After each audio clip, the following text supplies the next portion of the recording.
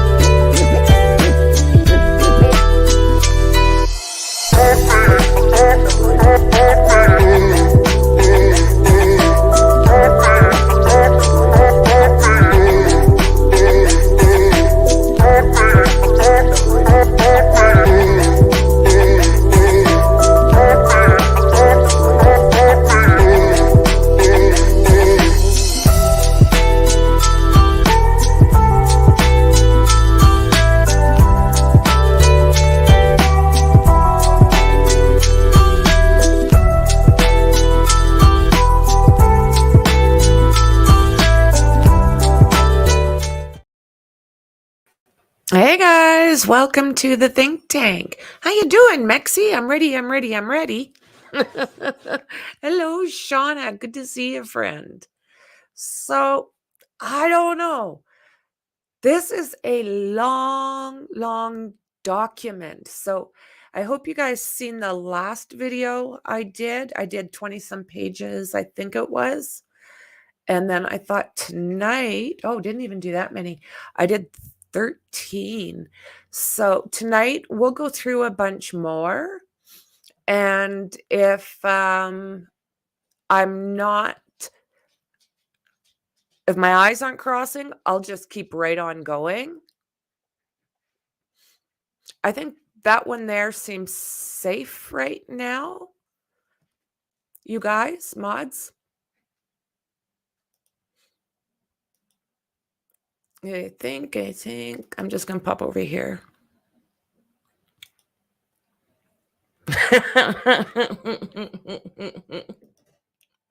Okay. Oh, Shauna, thank you, friend. Oh, my goodness. I think, Mexi, and thank you as well. Thank you ever so much. I do appreciate all the support, friends. So I'm pretty sure that's a different one. Mexi, I'm pretty sure I'm thinking. Hey, Carrie, good to see you, friend. So we're in the process. Hubby's bringing in some furniture. He's trying to go in through one of the back doors. So we are hopefully not going to hear a whole heck of a lot. So, okay, I am going to bring this document back up just so we've got it there for now. You can hear her, right? Yeah. I'm sure she knows when I'm streaming. I really do. And I put my chinchillas in the back there behind the screen. Okay, you'll get one more and then you can't terrorize me. So, Jill, have a good day. Was it a good Saturday? We had to go on a little bit of a road trip. So it was like we had to hustle to make sure that we were back, but we ended up being back in plenty of time. Just didn't hit some of the other spots, which is not a big deal. So, okay, right now we're going over Melinda Beaumont's, I think how you'd say the last name, Beaumont's interview. So maybe what I'll do is I'll start back here again where we were, and then we'll go through it again. No use just interrupting one. It might be a little confusing. A chillin' Saturday. Nice. Nice. Oh, goodness. This case, eh? All of these cases, my word, never ending. They just don't stop. Okay, so I'm going to do that. Yes. So Melinda Beaumont was interviewed by FBI Special Agent S.A. Richard Tipton on May 19th, 2020, at the FBI office in Knoxville, Tennessee. Beaumont is the sister of Suzanne and last talked to her on Friday, May 8th via text message. Beaumont sent a text to Suzanne on Mother's Day, May 10th, 2020, and received no response. For the previous 6 months, Suzanne had texted Melinda and told her that things were just getting tense between her and Barry. Beaumont advised that Suzanne told her that she had come to realize what a narcissist her husband Barry was, and that she had come to terms with his narcissistic ways. Oh my. What a crap thing to have to get used to.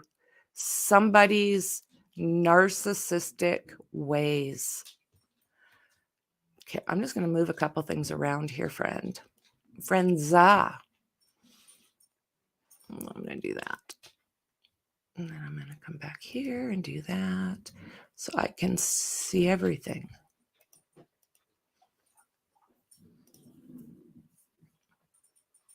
Mute. There we go. Okay, I think I'm back. Hello, James. Good to see you, friend. Okay, so back we go.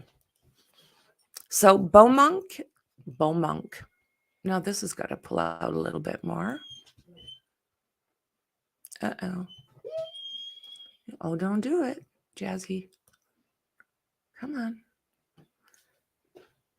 Sorry, this still isn't set up the way I want it.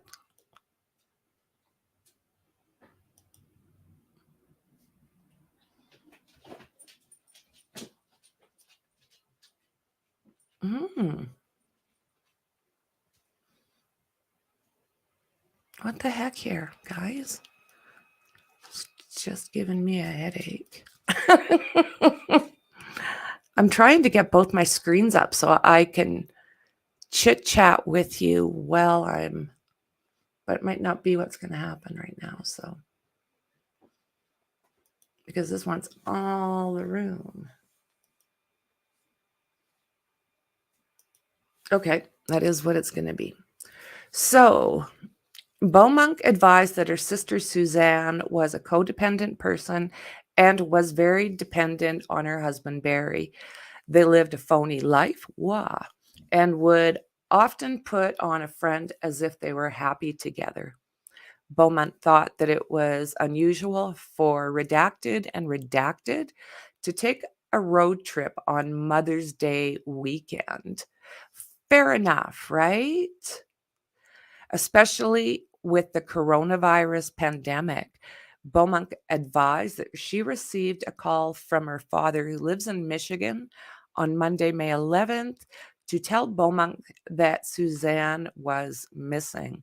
On November 20th, 2020, S.A. Grusing spoke with Beaumont about the message Suzanne sent to her on Friday, May 8th, 2020 at 9:30 a.m. Okay, I'm going to have to do a little bit of bouncing.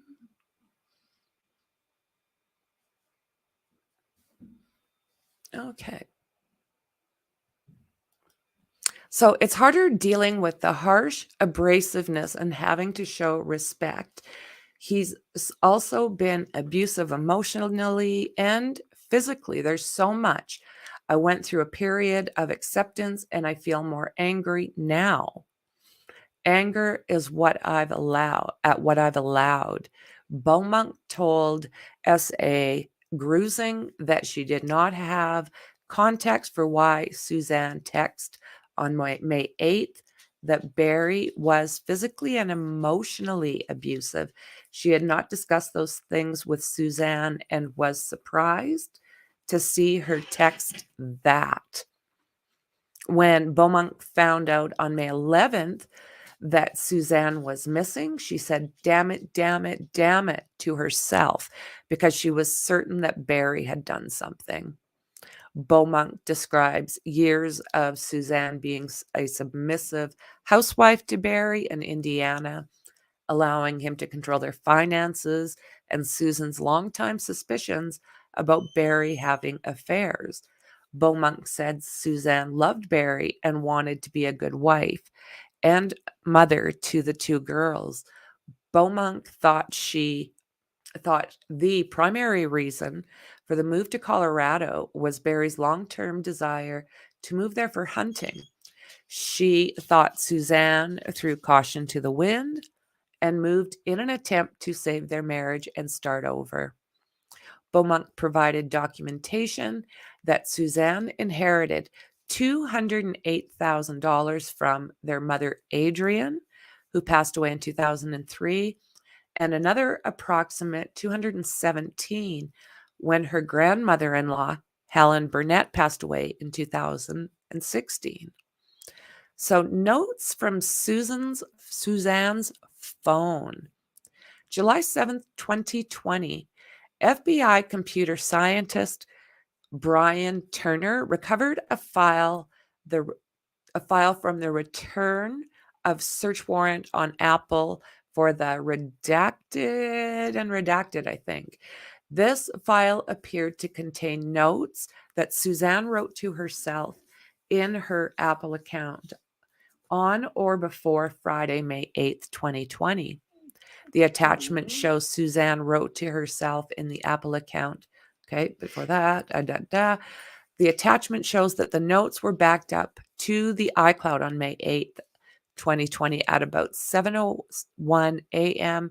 to 7:03 a.m. C.S. Turner retrieved the notes that contained 60 lines of apparent issues Suzanne had with Barry. Excerpts from these lines include monkey app, fizz abuse, mental abuse while drinking, NYE, name calling, said I only need for dollar amounts. Women on Facebook, good for business, lies about deer, pants unzipped, trip to CO, pen on hand, where bear claw, FaceTime in AZ angry, stalking Sheila and me in house without telling, lied and said you needed phone to call Casey, chased me around the resort and threatened, took my phone, not safe alone with you, can't be trusted, oppressive, slams on brakes when angry. Whoa. Threatened to jump out of car, gun, shame and guilt daily for not meeting expectations, nothing to do with infidelity, everything to do with your character and who you are at core. Your lack of control over me, insecurities, a sick relationship. Situation with redacted when IN accused me of going behind your back, got up and left redacted, and left me at the table, left plate, no comment, just to watch TV, act like I'm intruding in the garage, verbal abuse, writing checks for cash out of business account, wiring money from INV account without asking or discussing, Monax in your name only, pull redacted in hurting her, left 2X on treatment weeks, bedroom, profession about marrying, having babies, and sleeping together, don't care about preg possibilities, hot tub talking to self, question mark, accused me of boyfriend and redacted, wrote in Al-Anon book, knew I was looking at phone in bonus. Whoa. Those are quite the lists, are they not? Oh my word. Hello, Dandy. Welcome, friend. Good to see ya. Yeah, sticks and stones may break my bones, but names will never hurt me. But you know what? They do. Sadly enough, they do. Oh, yeah, it sounds like, I don't know, 20 years previous to hubby.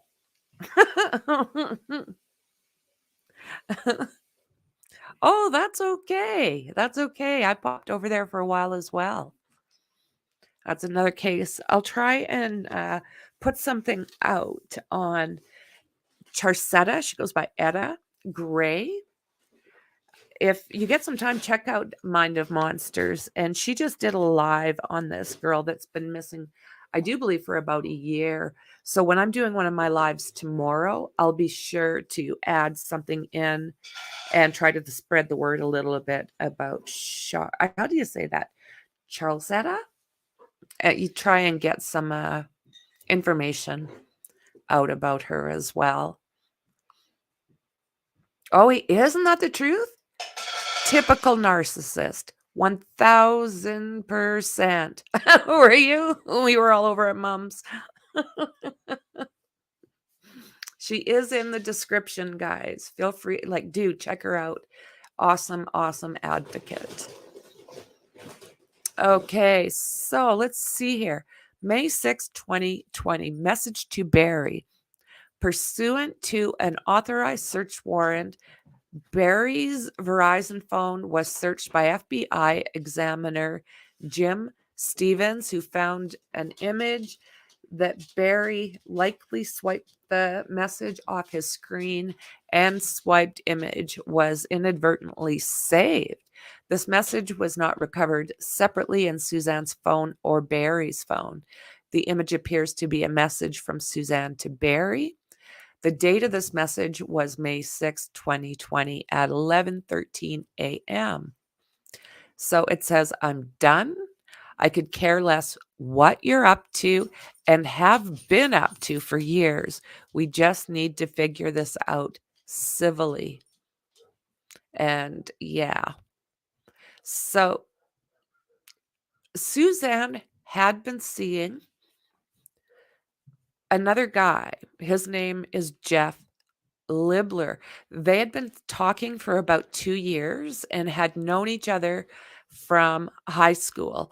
Now, I can't say for sure if, at this point, if he was known, well, not known to, but if he knew, oh my word. Sorry, guys. That was me. So I'm not too sure if Barry knew this guy in school as well, or if it was just Suzanne. I haven't figured that part out quite yet. Maybe we'll learn in this, right? So upon the recovery of Suzanne's spy pen, S.A. Grusing and S.A. Kenneth Harris began prioritizing anyone named Jeff in Suzanne's social media, phone records, or other accounts. On the pen, Suzanne spoke to an unknown male named Jeff while she was in Florida, as if he was her LOVER, but no last name or phone number was provided. After months of investigation and after working through a list of about 20 or more Jeffs, possibly associated with Suzanne, Jeff Libler, a former high school friend of Suzanne, was identified and interviewed. Libler provided the following information. So on November 4th, 2020, S.A. Grusing and S.A. Harris spoke with Libler on the phone and recognized his voice as being the voice on Suzanne's pen recording. After discussing this relationship with Suzanne and Libler talking about their secret meetings, he asked to continue the interview in person. He said after he learned Suzanne went missing, he figured there was no way she was still alive. He said he was not proud and not coming forward, giving reasons to agents that he has 6 kids and a wife and will lose his job. Oh my, oh my. Libler said, When this happened, he thought Suzanne was abducted, so he kept quiet. Oh my God. He stated time went by and he did not want the girls to find out. He does not think Barry knew about him and Suzanne or what set him off, other than the fact that the guy could easily set off by anything. I'm sure of it. I'm sure you guys know that. Libler said he did not feel like he had anything to add and did not want to hurt anybody. On November 13th, 2020, S.A. Grusing and S.A. Harris interviewed Libler in Ann Arbor, Michigan. Libler said after Suzanne's first message of "Howdy, stranger" to him back in 2008, they began talking on the phone. Libler said he was nervous to talk to agents, and what he did was disgraceful. In the summer after Libler's first year of college in Indiana, he attended a party with some friends at Suzanne's house. Barry and Suzanne were a couple, but Barry was not at the party. Libler said he and Suzanne kind of hooked up. Not really, at the party. Kind of hooked up, not really. Okay. Libler played golf almost daily at the time, and Barry worked on the golf course. Barry found out did find out about Libler and Suzanne hooking up at the party. Upon seeing Libler on the golf course, Barry jumped off the tractor and he was about ready to beat me down. Libler told Barry, "You're going to lose your job. You're going to lose everything." Libler talked him out of it, and that was the last interaction Libler had with Barry. Libler said he did not talk to Suzanne until 2018, following that night in Indiana. He explained, "I'd tell her I carried a torch for her all that time." Libler and Suzanne used FaceTime to communicate in 2018, though Libler's daughter saw one of their communications in late 2018, and Libler told Suzanne they had to stop and did not speak until around Christmas of 2018 because Libler deleted Facebook, Instagram, and all messaging between him and Suzanne. Around Christmas time of 2018, Suzanne found Libler's LinkedIn account and sent a message with words to the effect of, "I'm worried sick about you. Are you okay?" Libler responded to the message and they began talking again. The first in a platonic way, then their relationship progressed again. Libler said they had communicated through FaceTime but did not physically see each other in 2018. So Suzanne and Libler communicated on the regular through 2018 and on to May 9th, 2020. And she provided him with numerous reasons why she wanted to leave Barry. Between February of 2019 and February of 2020, Libler and Suzanne met each other in New Orleans, Florida, Indianapolis, Michigan, Dallas, and again in Florida. During the last 5 trips, they stayed in hotels, talked and shared meals, and had consensual sex. Libler has not traveled to Colorado to see Suzanne, partly because Suzanne and Barry have surveillance cameras all around the house. Alrighty then. Libler stated, "Here's what she told me about her relationship with Barry. Not good, lots of fights, very argumentative. Felt like it was horrible for her health mentally." Libler asked Suzanne if she felt afraid Barry would hurt her, and she answered, he would never cross that line. He's learned." Libler took that to mean something happened physically one time to Suzanne, whether Barry shoved or hit her. Uh-oh. Another red flag. They're everywhere, you guys. Yeah, the secret uglies. So he found out about another man right before, you can't, Jazz, right before she disappeared. Yeah, okay, not suspicious at all. Yeah, and then his phone, for some reason, is traced running around the house, all the way around that big house. And he told them that he was chasing chipmunks.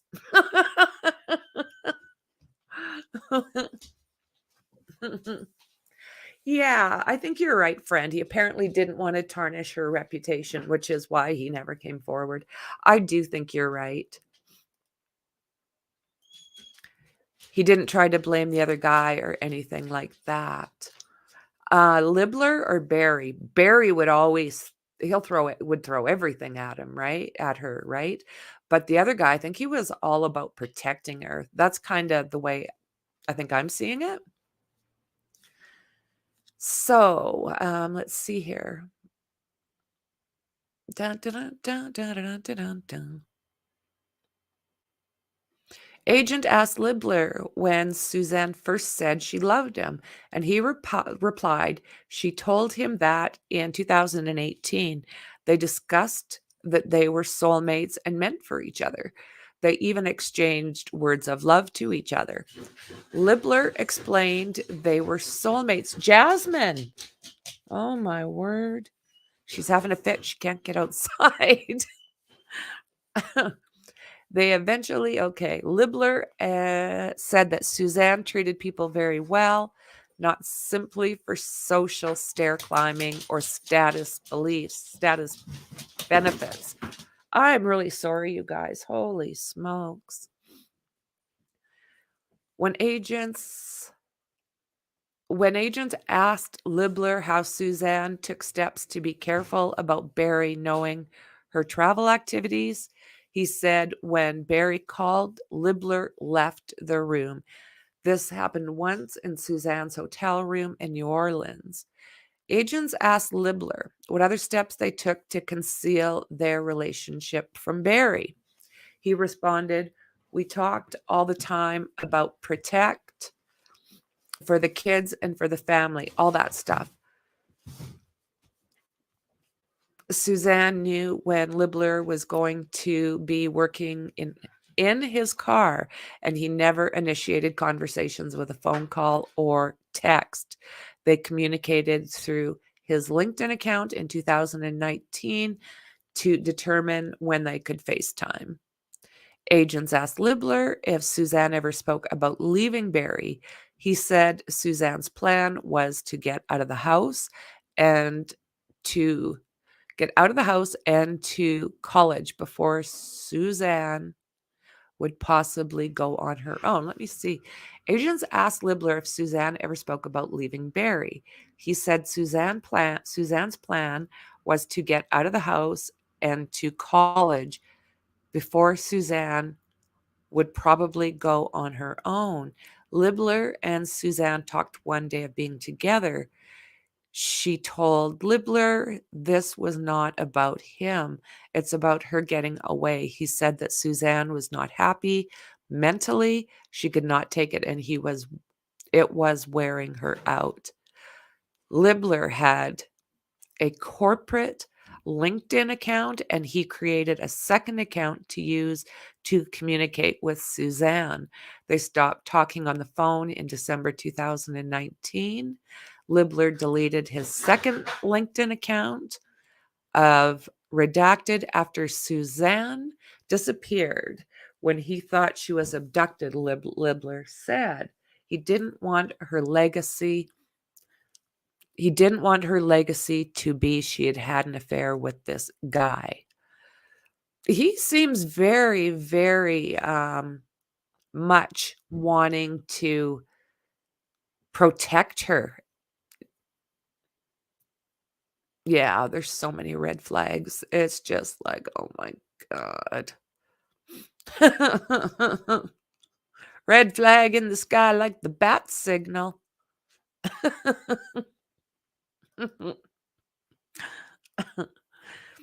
Okay. So Libler and Suzanne stopped talking over the phone in December 2019 because she told him, "We can't use the phone anymore." She said that Barry watches everything I do, and I'm afraid he's gonna find out. Suzanne mentioned an incident when she was on the beach in Mexico listening to music on her phone, and Barry was suspicious of her. Libler said she started handing her phone over to him and told him, "Do whatever you want, go through it." Libler and Suzanne used WhatsApp because they could talk and leave messages, but there were no phone record of it. Libler did not think there would be call records of them talking past December 2019. It was 2019. Libler had a sales meeting in Dallas, and Suzanne was traveling to Phoenix. She left a day early and went through Dallas, staying in the same hotel, the Galleria in northern Dallas, with the ice rink inside. They spent 2 nights together. Suzanne was going to the Phoenix conference to become a certified, oh, isn't that nice, fitness instructor. I didn't know that. With the mindset of, what am I going to do if I leave him? She talked to Libler about Barry's mood and anger, saying as long as he gets what he wants, everything's fine. Libler said he and Suzanne had a mutual understanding not to dive too much into problems that they had with their spouses. Libler knew Suzanne had discussions with Redacted in March or April of 2020 about separating from Barry and getting a divorce. Suzanne told Barry, "I just want peace," explaining she wanted it to be peaceful for the girls. Libler thought that in February 2020, Suzanne was wanting to break out on her own still, but to wait until Redacted graduated. Libler said Suzanne felt some shame that she had so much materially, and she spoke with Libler about life transformation. Barry held the huge houses and Range Rovers over Suzanne's head. Barry told her things like, "I provide these things for you. You have the greatest life. You have everything. $1 million home, a Range Rover." Libler said they never made concrete plans, but she just told him several times that when she does leave Barry, she would go without contacting Libler for a while. Suzanne said she was not doing this for Libler, but for herself. Suzanne's talk of leaving Barry was like a wave with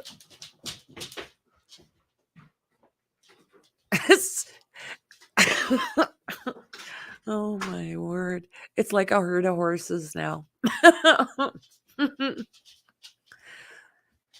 So Suzanne's talk of leaving Barry was like a wave with like a higher frequency of waves.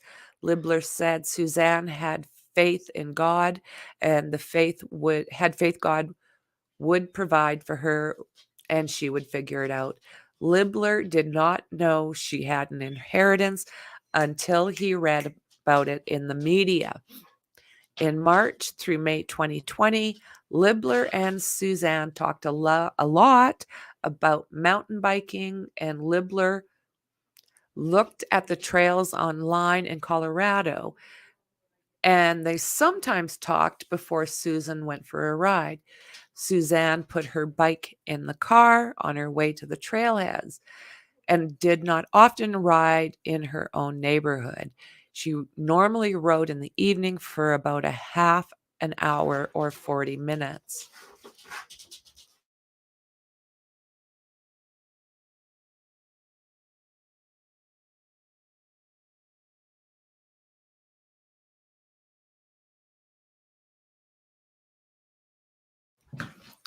Okay, sorry guys, I muted you out for just a second.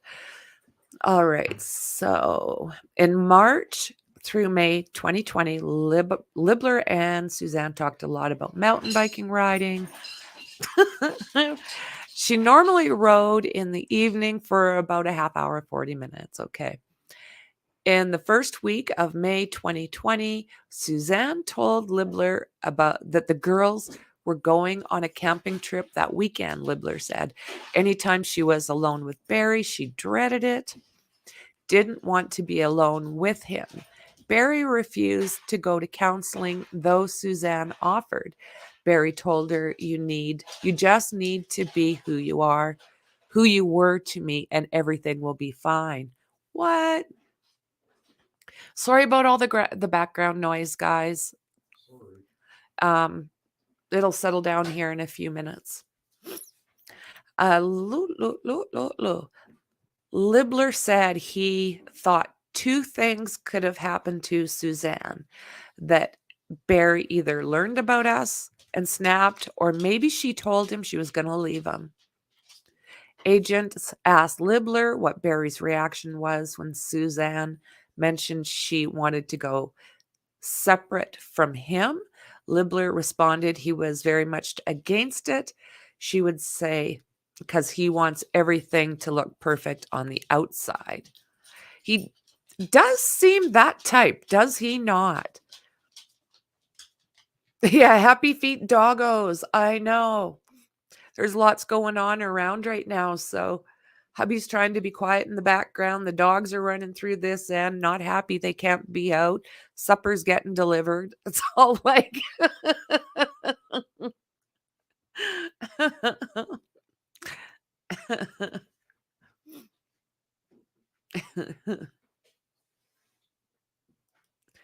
before you scratch that itch under the collar, make sure it's off. Well said.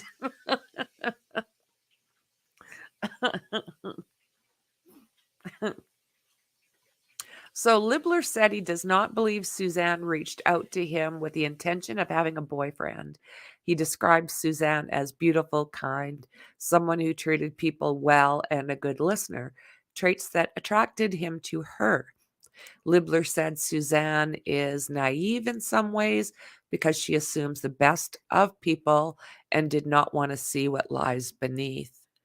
While Suzanne lived in Indiana with Barry, he acted suspiciously, like he was having an affair, Libbler added. Oh, yeah. So,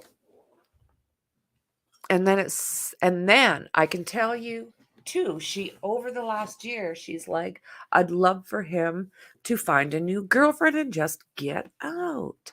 But guys like this, they'll just mess around on the back so they don't have to give up anything like that nice fancy house. They want to hold on to everything, make you look like the ass and them look like the heroes. I met them. I met him. Different face, different name. Same kind of unpleasant narcissist. So let's see here. Agents confirmed with Libbler that he no longer had the phone he used to speak with Suzanne. He explained that in June 2020, he dropped his phone on stone steps and the plate shattered. Libbler sent the phone into the company and they sent him a new one. The company sent Libbler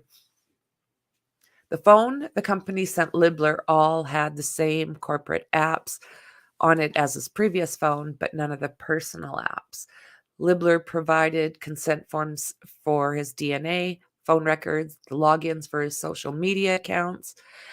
Your affiant served search warrants for LinkedIn and WhatsApps and received records for Suzanne's LinkedIn account with photos and text shared between her and Libbler.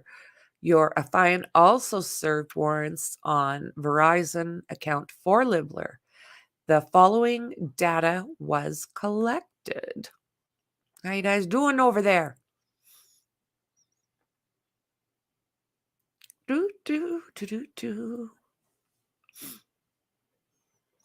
I bet you're right. I'm guessing with the treatment, she just wanted to feel real love. Absolutely.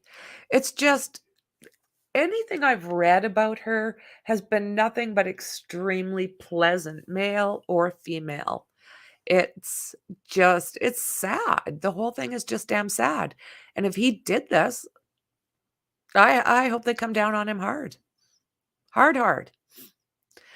But right now, he has not even been rearrested. So there is that, right? So, one from LinkedIn, Libler and Suzanne sent 59 communications to each other on Saturday, May 9th, with the last outgoing from Suzanne occurring at 2:11 p.m. when she messaged, "I'm on WA." Libler sent response messages at 2:39 through 2:46 p.m. and 2:47 p.m. and Suzanne did not answer. He also sent messages on May 10th and May 11th. They were not answered. 2. Verizon records contained 738 calls between Libler and Suzanne's redacted number between October 18th and October 2018 and December 2019. Suzanne called Libler 74 times under international calls from the Cayman Islands between January 4th and 14th and 18th. Wow. On December 18th, 2020, agents contacted Libler by phone and showed him some of the results of the LinkedIn messages and photos between him and Suzanne on May 9th, 2020. On May 9th, 2020, Suzanne had sent a message to Libler at 11:42 a.m. stated, "Guess who's alone again?" Libler told agents that message meant they were free to talk, and Suzanne was not surprised that Barry left her alone at home. Libler confirmed that Suzanne's message at 2:11 p.m. I'm on WA referred her starting WhatsApp so they could share video with each other. From referencing the LinkedIn messages before and after, Libler does not believe they used WhatsApp that time or later that day. Suzanne sent this photo to Libler on LinkedIn in 2003. Libler's message to Suzanne at 2:46 p.m. 2:46 p.m. "Hey, your weather looks great," may have been in reference to the picture she sent earlier or to Libler checking conditions in Colorado through the internet. Suzanne never answered that message or subsequent messages by Libler wishing her a happy Mother's Day on May 10th. From the return of the search warrant on Libler's Verizon phone, Libler used the same Michigan switch market ID 227 for all 23 communications from May 7th through 11th, 2020, as he did on the day of November 13th, 2020 interview with agents at the office of FBI in Ann Arbor, Michigan. Following the interview, Libler sent agents a screenshot of his credit card charges for his Costco wholesale credit card, redacted under the name Jeffrey S. Libler for May 2020. Noted are charges in Wixom, Michigan for $292.40 at Menards. On May 7th, 2020, a charge of $26.58 in Howell, Michigan. May 9th, 2020, and Howell, Michigan on May 11th, 2020. These charges are consistent with home improvement stores and the dock project Libler told agents he was working on the days leading up and through Mother's Day weekend at his Michigan residence. Libler also messaged Suzanne on May 7th, 2020, saying that he went to Menards, and Susan asked him on May 9th whether he had finished his dock. Oh my word. Holy.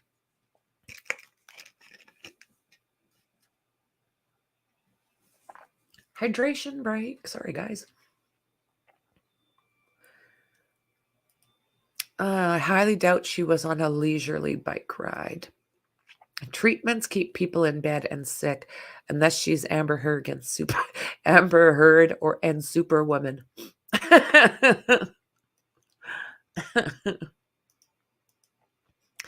So, Section 3, Barry's initial statements, May 2020 to July 2020. Your affiant selected statements from some of the interviews of Barry with CBI, CCSO, and the FBI from May 2020 through July 2020. Barry's assertions in these interviews are referenced through the remainder of this affidavit to include substantial changes that Barry makes in an attempt to fit any evidence presented to him by CBI agents. The following statement were summarized for the purpose of this affidavit. So Barry's interview, May 13th. CBI agent Joseph Cahill and CCSO Detective Robin Burgess interviewed Barry. Barry provided a background of his marriage to Suzanne, his daughter's his daughters redacted, and their living arrangements. Barry explained they resided in Arcadia, Illinois until approximately 2018. At that time, he sold his landscaping business, BLM Landscaping, and other real properties and moved to the residence at 19057 Puma Path, Salida, Chaffee County. Barry, an avid hunter and outdoorsman, explained they moved to Salida to be closer to Redacted, who attends Western State University in Gunnison, Colorado. Barry stated that he and Suzanne and Redacted reside at 19057 Puma Path. There are no other persons who live at this address. Barry stated he has a family Verizon cellular phone account for his Redacted, Susan's Redacted, along with Redacted and Redacted phones. Barry has an iPhone 5S. He did not know the model of Suzanne's Apple cell phone, and he knew it was pink in color. There we go. Barry stated he is the owner of Sunset Farms, LLC, a landscape company in Salida. Additionally, he works as a subcontractor for Deslin Structures Incorporated and general contracting company in Salida. Barry stated he has several contracted employees. His primary contractor is Morgan Gentile. Barry stated that Morgan previously worked with him at DSI until he was fired about a year ago. When she was terminated, he hired her on as a contractor. Barry stated he is also a volunteer firefighter with the Chaffee County Fire District. He is assigned to Mayville Station 5. Barry stated Suzanne is technically unemployed. However, she would complete the invoicing for Sunset Farms. Barry stated he and Suzanne have all joint bank accounts, Bank of the West, Collegiate Peaks Bank, and a 501 nonprofit, Suzanne R. Morphews Hope Foundation. Barry stated they have other holdings with Morgan Stanley, and he uses E-Trade. He also trades in silver and gold. Barry stated he owns a black 2013 Ford F-350, one gray 2015 F-250, a redacted vehicle, one white 215 Range Rover, Suzanne's vehicle, and one white 2007 Range Rover, Redacted's vehicle. Barry said that Suzanne frequently uses Snapchat to communicate with friends and daughters. Barry stated Suzanne also uses Instagram and Facebook. Barry's 2 email accounts are redacted and redacted. Barry stated that Suzanne typically wakes up, has a coffee, she reads her Bible and emails, and then she rides her mountain bike around her neighborhood and then does other things around the house. So something totally different than what they were just told. They were just told that she prefers later rides. And Barry is saying that she liked to go quite early. And one says that she liked her neighborhood and the other one says not. Unreal. So on occasion, Suzanne rode the Methodist Trails area. Barry further explained that on Sundays she virtually attended their church, Salida Grace. The service is broadcast on YouTube and generally lasts about an hour. Barry stated that he typically works until about 5 p.m. or 6 p.m. and returns home. They have dinner and he usually goes to bed around 9. Barry stated they typically sleep in the same bed. However, if he's snoring, she will sleep in the bonus room on the couch. Barry stated that Suzanne communicates daily via Snapchat with her best friend Sheila Oliver. Barry said they also communicate via text message. Barry stated Suzanne also communicates daily with Redacted, and Redacted is typically home at the house, especially with the current school cancellation due to COVID-19. Yeah, a lot of things happened while this COVID was as bad as it was. It just blows me away between kids and adults. Like an F ton. Hey, Douglas, good to see you, friend. Welcome, welcome. Come on in. I like that. Come on in. Okay, so let's see here. Barry stated that Redacted,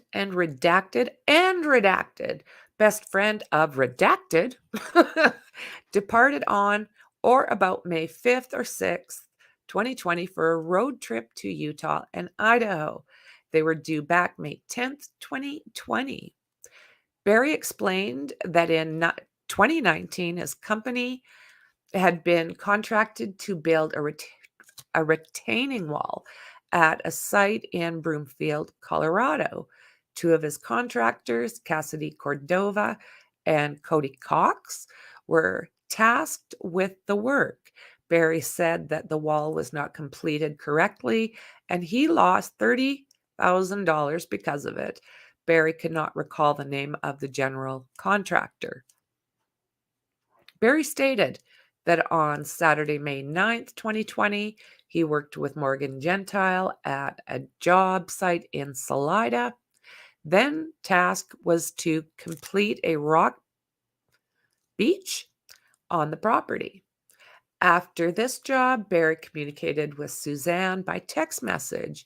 They talked about hiking and she later requested him to purchase hot tub chemicals. Barry stated his last message from Suzanne was between 11 a.m. and noon. Barry stated at about 2:26 p.m., he texted Susan and said that he was done and headed home. Barry stated that sometime on Saturday, Suzanne asked him to take her mountain bike and helmet out of her vehicle, which he did. Barry stated that he cooked steaks out on the grill and they never even looked at the clock that night. He added, "It's actually one of the best nights we'd had in a while, actually, because there was no chemicals in Susan."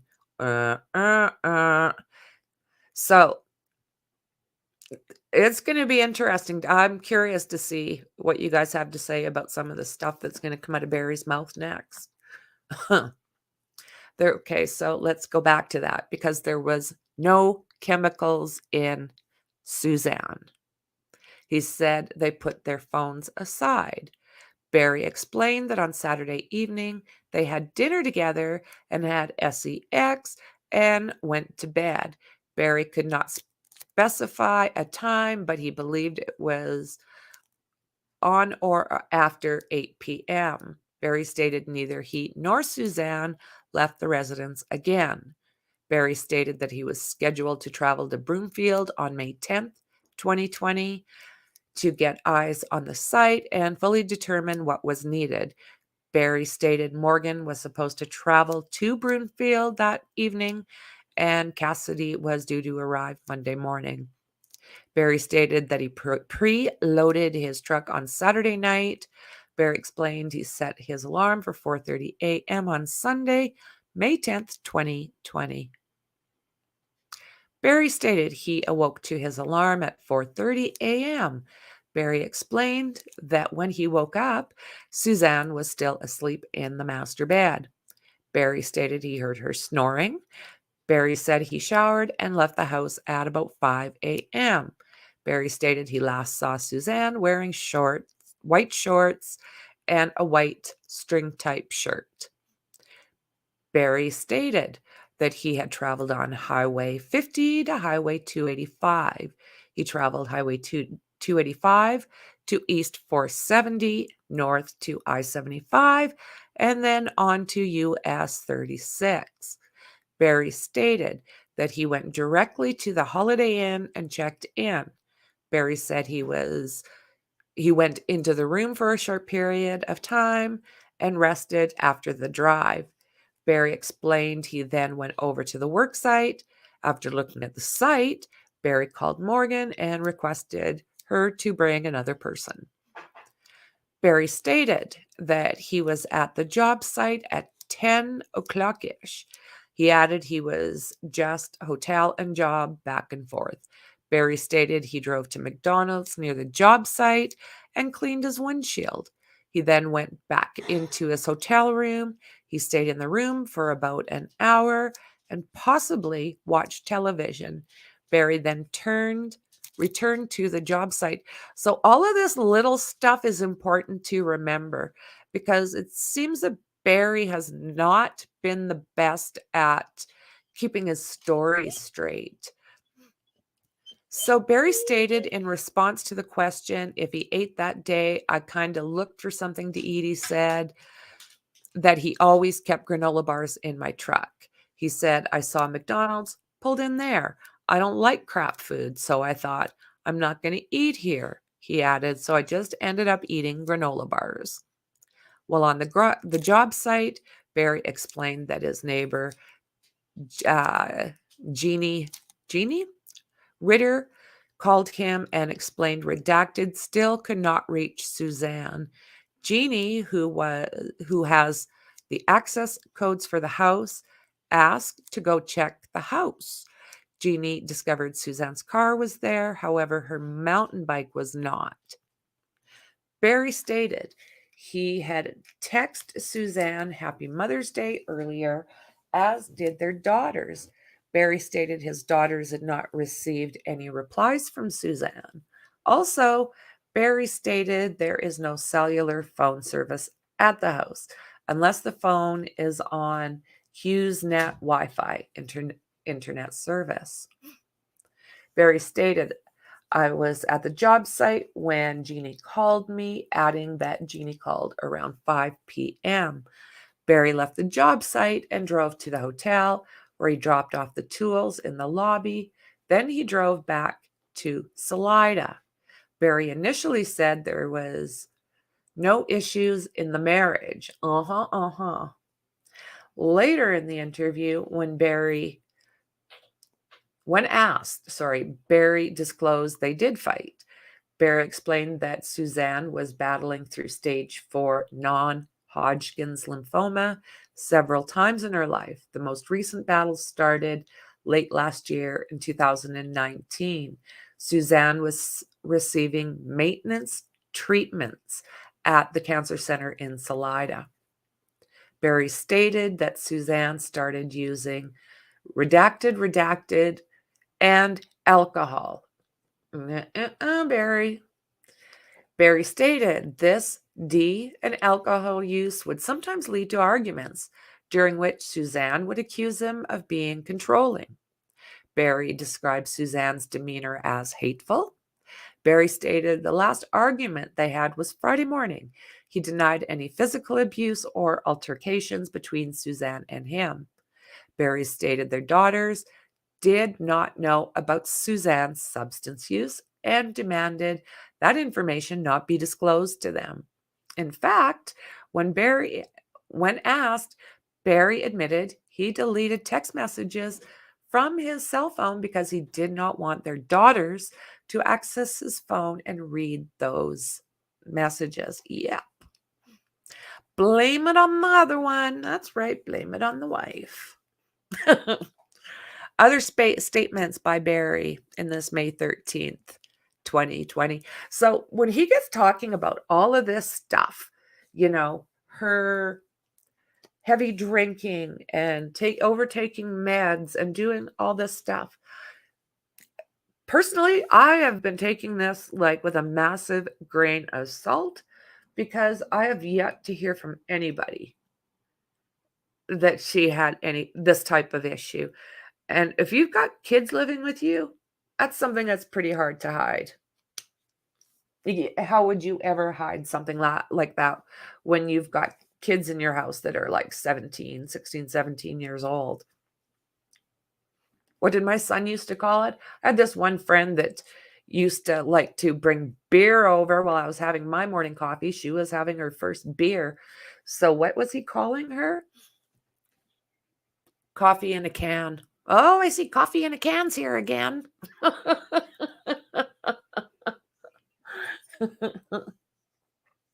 Oh, there's a lot of different statements from Barry, friend. Yeah, absolutely. I'm at a brewery. Can't hear anything. Catch you on replay. Have fun. Yeah, she was missing just recently. Her skeletal remains were found. Husband was arrested previously, and the prosecution decided to not charge him and go through with the trial at that time. But they did leave it open for them to charge him again if the proper information came through that they were able to do so.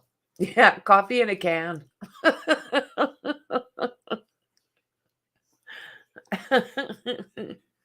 Oh, yeah.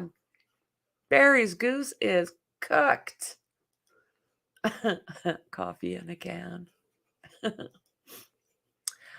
Okay, let's go here. Other statements by Barry. Okay, Barry stated, I just know there's nothing in my truck. If there's nothing in my house, I know that for a fact, unless somebody came there Sunday morning after I left. That's all. I'm just saying, to be honest with you, they can be there for 10 weeks. They'll never find a single thing.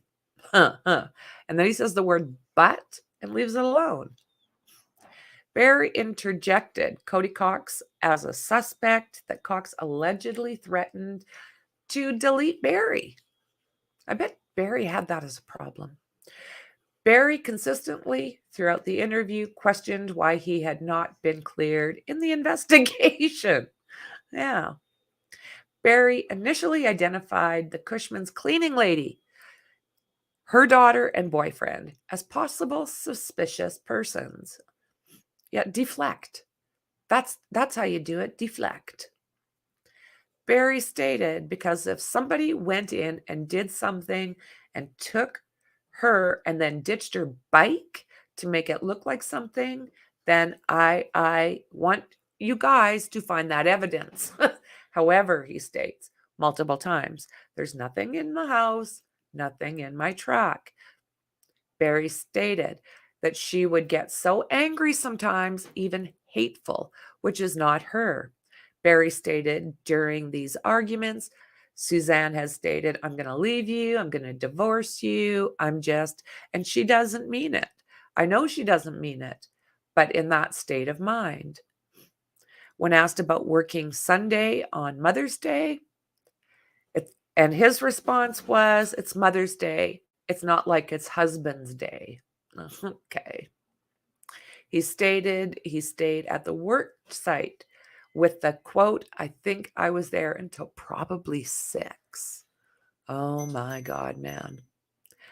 In regards to the calls to Jeannie Ritter, he stated, "She calls me and says, 'Hey, her car is here.' And I said, 'Well, is her bike there?' She goes, 'Where does she keep the bike?' And I said, 'Well, I pulled it out near her car,' or what have you. I pulled it out of her car. 'It should be right near the car.' She goes, 'There's no bike here.' 'Look here in the back.' And I said, 'Well, she's riding her bike, but I'm a little concerned because I think she was going to take a morning ride.'" Okay. I don't think personally that they had the type of communication where they knew what each other was really doing. In regards to inspecting the clothing, Barry stated, "Yeah, she doesn't ride without a helmet, and she has a light blue helmet. Her favorite biking outfit is blue. I haven't been to see that. I haven't been to the house to see if it's in there or not. But if you guys didn't find it, then it's probably what she was wearing. Was the blue one missing? Light blue helmet, light blue outfit. She's a matcher, light blue shirt. But was that in her closet, or did you guys find it?" Regarding the bedding, Barry stated he observed sheets in the dryer. He stated, "Was her whole bed redacted? Because I wasn't in redacted's room. Was the whole bedding off? Question mark." Barry was asked to voluntarily submit to a polygraph examination, which he declined and said he would think about it, said he didn't want to do anything that wasn't 100% accurate. He also said they weren't admissible in court. Agent Cahill observed scratches on Barry's left upper arm. Barry stated, "Yeah, like that's from a tree." We looked at these pictures from this morning's stream. We looked at all of this stuff. That's not trees.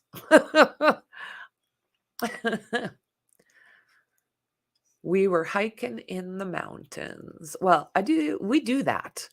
And that's not the way it looks when you get snapped by a tree. Barry's interview, May 21st. On May 21st, 2020, CBI agent Cahill and agent Derek Graham interviewed Barry for the purpose of reviewing the victimology packets of Susan that were prepared by the Behavioral Analysis Unit, BAU, of the FBI. The interview was audio recorded. The following quotes were selected by S.A. Grusing for the affidavit. Barry stated, I just wish that you knew how amazing she was, right? Yeah, referring to her in the past tense. Per Barry, Suzanne began to abuse antidepressants and alcohol to get away from the stress and anxiety of dealing with the chemo and cancer. He said it's the only thing we argued about, and he cited text arguments. He said when she was in that mind, it wasn't her. Barry said that it was Suzanne, not him, who wanted to move from Indiana. He stated, we men need that. That's all we need, and we'll be good. Oh, pig. Barry discussed the pills Suzanne took and how he begged her to stop taking them. He added that she got mean and angry. Barry stated that Suzanne had friends she kept from him. What? Evidenced by her attempting to text someone and her saying it was none of his business, that it was private. Barry said Suzanne gave her passcodes to him and he could access her phone, but it was very suspicious why she did not tell him about some of her communications. Barry said that he gave Suzanne $300 to $400 a week for spending. He said she never went to an ATM. ATM. I am Barry. Barry was the ATM. Regarding Barry leaving Suzanne alone on Mother's Day, when she disappeared, he replied that his girls were supposed to come home and he didn't feel bad because I thought they were going to be home at lunchtime. Barry stated that Suzanne's alcohol consumption increased after May 6th when the girls left town, and she did not have to hide the alcohol from blank. Barry said on Friday, I think we jumped in her car and went to Moonlight Pizza, got a pizza and maybe a salad. He said they ate pizza in the car and brought it home and home to eat. Maybe we ate some of the pizza on the way, ate some of the salads. Oh my God. Barry stated that Saturday, May 9th morning, he got up early, probably had to put a few tools in my truck. Suzanne thanked him for breakfast and was perfectly normal, giving him a kiss goodbye, and everything was great. He told her he'd be home soon and they could go bike riding or hiking or something. Barry added that it was a perfectly normal day. She was in a perfectly good mood. When asked if anything out of the ordinary happened, Barry said no, it was a perfect day. When agents asked Barry if Suzanne had been drinking, he said that he did not pay much attention because he wanted to have a good night with her. Oh my God, this man, he's too much. He's too much. The coroner's report has not come out yet. I think they're done with a lot of it, but now they're waiting for like the toxology and some more of the DNA and what have you to come back. Oh, they did, right? Absolutely. Declined a polygraph test. Yeah, way too many reasons that point out that Barry indeed do this to his wife or maybe paid somebody else. Glad my ex-narcissist remembers our past target practice time.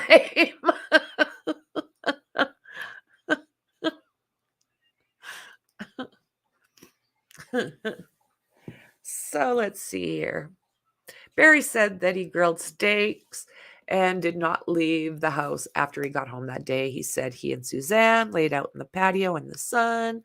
Barry said she made soup for lunch, and he left his phone alone because he wanted a very nice evening with his wife.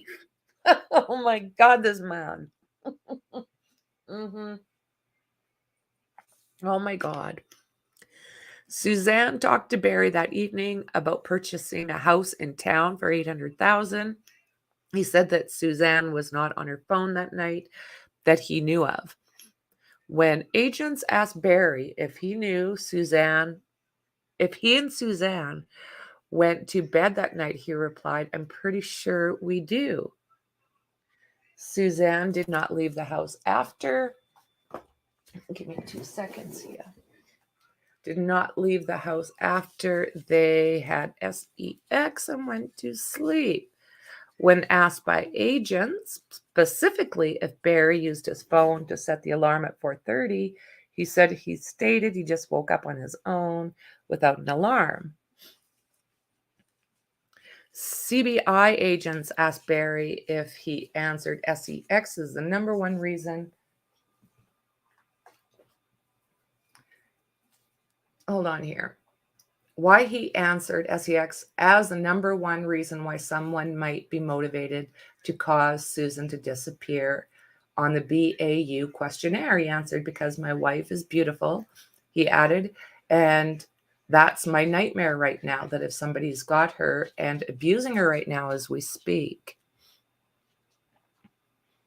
Agents told Barry that workers who came into his motel room following his May 10th departure commented that the room smelt like chlorine. He replied that he had no idea that maybe the whole staff the staff at the hotel used that to clean because of COVID.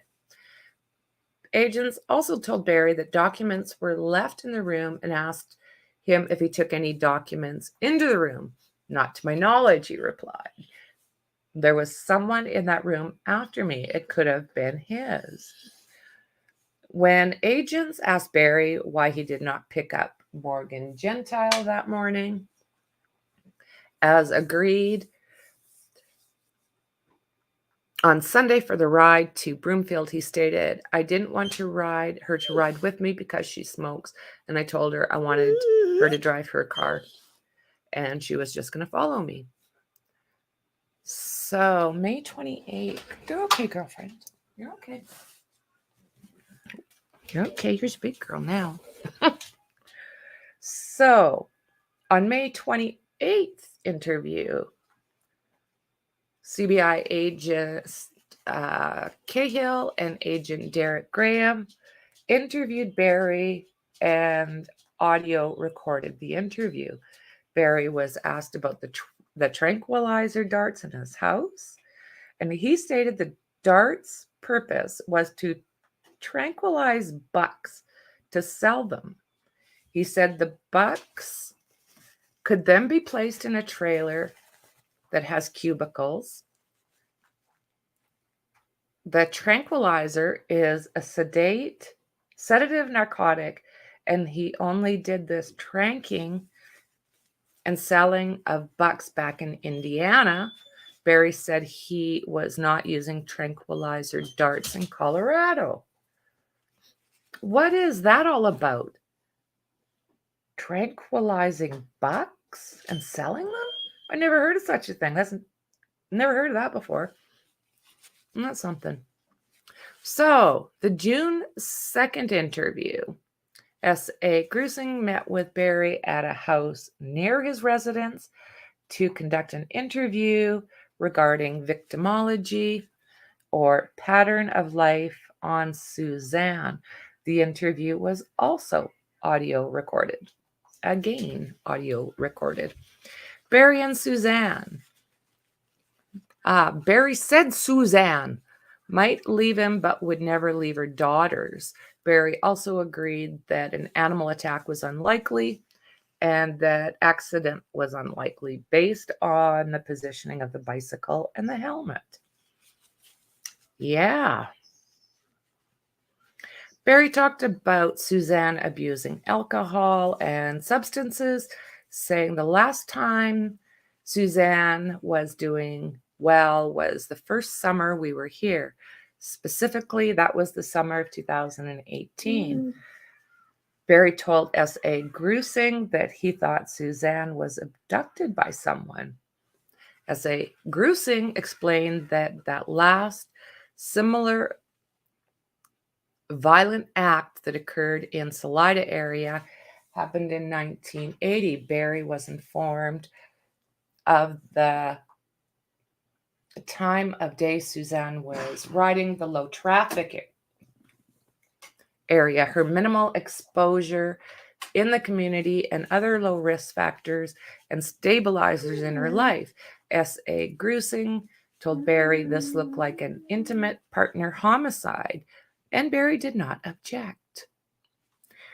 So, S.A. Grusing noted Barry listed SEX as the top motivation some might have for Suzanne's disappearance. And Barry said that was due to how attractive Suzanne was. S.A. Grusing asked Barry why he wrote convict for his response on what should happen to the person responsible for Suzanne's disappearance. He replied, it should be convicted. He held responsible. I mean, that's not what I wanted to write. I mean, inside me, I feel like I would like to physically harm them if they did this to my wife. But. When Barry was asked his last image of Suzanne, he initially replied he did not see her on the morning of the May 10th. or remembered a last image. S.A. Grusing walked Barry through his prior statement of seeing Suzanne describing her clothing. Barry was asked multiple times what his last image of her was, and he did not answer the question. Finally, to elicit some responses, S.A. Grusing asked if he even remembered seeing a lump of covers in the bed before he left for Broomfield. Barry replied that he saw probably just the lump. Their I detail is, remember her breathing? Regarding Friday, May 8th, Barry stated, but in the afternoon, the text fight was like it never happened. She texted me back and was like, hey, what time you coming home? Hey, this or that. Just pick this up or pick that up. Unreal. Regarding the afternoon of Saturday, May 6th, Barry said when he arrived home, Suzanne had vegetable soup waiting for them, and they kind of sat out in the sun. They sat out in the sun, talked, and had a good day, and just decided they were going to grill steaks that evening. He said she was perfectly fine because there was no alcohol in her. Regarding Suzanne's activities on Saturday night, Barry stated she took redacted sheets off and washed them. Barry was asked if other people had passwords to get into the phones and laptops of Suzanne. He replied that Suzanne told him what her last password was. I don't know. Holy smokes. This guy's kind of like a bit of a yo-yo. Yo-yo. So this is the June 3rd interview. Agent Cahill and Graham interviewed Barry at his residence. The interview was audio recorded. The video quotes are selective for this affidavit. Regarding Friday morning, May 8th, 2020, Barry stated that we had our text argument. I don't even remember what it was about. She was in one of her moods. Good. What do you mean? This is even how you talk about your missing wife? In one of her moods. All good because she wasn't drinking and involved in, substances. I don't like what he's trying to pull here. Unreal. So, Friday evening, Barry responded they probably watch TV, and Suzanne is usually on her computer. She typically on the computer, maybe doing a class online. She's always looking for clothes online. He added that she did not apologize about the text that morning, like nothing ever happened. Regarding Saturday, May 9th morning, Barry stated that he did not set the alarm or recall what time he got up. He made himself and Susan breakfast, sat it next to her in bed. He said, I think I made bacon and eggs on toast. Regarding Saturday, Barry stated he got home and Suzanne had a bowl of soup ready for him. They talked about hiking and biking. They spent that day together and sat outside in the sun and talked for an hour. Regarding Saturday, Barry stated, I honestly don't recall what we did after the soup, but I think we hiked here in the subdivision. Yes, we did hike. We hiked to Foose's that night. Then twice, I'm pretty sure that's the night we hiked to Foose's. I mean, this guy, he doesn't know. Oh my goodness. Right, Carrie? Oh no, exactly. Yep, he's pretty sus. Very, very sus. Yep. He's just brilliant. All right. So Barry stated, I know we sat down at the lake for a while. I'd say we were gone for an hour and a half. He added it was actually a good day. She didn't drink at all. It was a normal, nice afternoon. Barry stated that he got back to the house probably around 3 or 4, talked about dinner. She said she was going to make some potatoes, and he said he would marinate the steaks. Oh my God, this man. I'm probably in the garage. I usually tinker around there, killing time. He added that Suzanne was probably doing sheets, adding that Redacted's bed was a free-for-all while he was in the garage tinkering. Bed was a free-for-all while he was in the garage tinkering. Barry said, just had a wonderful evening and she was perfectly fine because there was no alcohol in her. He again said he asked her not to drink that night. Oh, is that right? Although, okay, a person's going to have to, if a person took the time to write this all down, each statement, each day that he said something different than he did the day or two previous, just give me $1 for every time he does that, and I'm good for life. Every move he makes, he doesn't know what the last move was. Barry stated that after dinner, Suzanne did the dishes and went back into the garage, fixing the pin on the Bobcat. Barry stated, I think I recall seeing 4:15-ish when I get up, knowing that, hey, if I leave at 5, I'll get there at 8, he added. I probably got up, took a shower, got my clothes on, but he doesn't remember this. So this time, Barry adds that she was unclothed. And that was the last time he saw her, so he did not know what she was last wearing. Barry added that Suzanne had no clothes on the last time he saw her, so he did not know what she was last wearing. Okay, then, Barry. So from I don't know to white shorts and top to nothing now.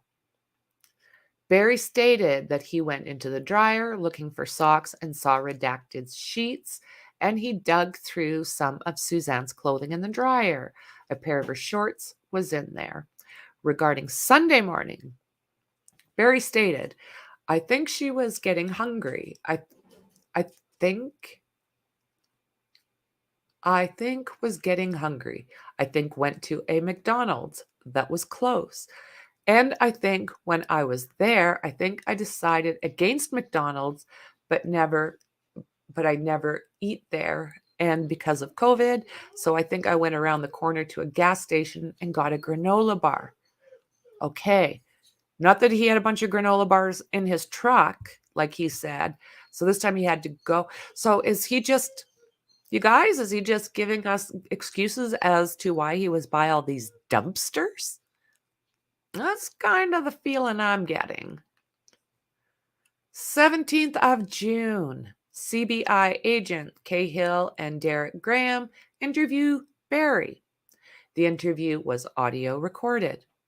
When questioned of anything recently that might have been first with Suzanne, Barry responded that she started taking THC and CBD edibles and oils about a month before she left. Barry reported that she was getting it from a guy in West Cliff named Tim, and that Barry would provide Tim's contact. Near the end of the interview, Barry provided Tim's phone number. Barry separately said that Suzanne was buying stuff off the streets and cited that the person from whom she was buying these substances is a viable suspect for her disappearance. There you go. There you go. Got a couple more names thrown in there. Good job, Barry. On June 25th, CBI agent Cahill and Derek interviewed Barry again. It was also audio recorded. Barry said that Suzanne's family, the Mormons, were involved in marijuana, and maybe they were responsible for her disappearance. He referred to Suzanne's sister, Melinda, as being wicked, and her brother David as being smart enough to do something like this. He's brilliant. after suggesting that maybe Suzanne's siblings should be considered as alternate suspects. Barry stated, sometimes when people are guilty, they can point the finger because of their guilt. Really, Barry? How great of you to have noticed that. So Barry thought that Suzanne and Kurt Sigler might be having an affair. Barry said he never looked at Suzanne's phone because he did not want to lose her trust. Okay, but that she looked at Barry's phone all the time. You think? I don't think so. Barry said that Suzanne had the figure of a 30-year-old and that they just give us XEX. That's all we ever want or need. This guy's a real pig. He really is a pig. Barry provided the phone number for Tim from Westcliff, who might be involved in Suzanne's disappearance. You're okay. July 8th, CBI agent Cahill and Graham interviewed Barry at his residence.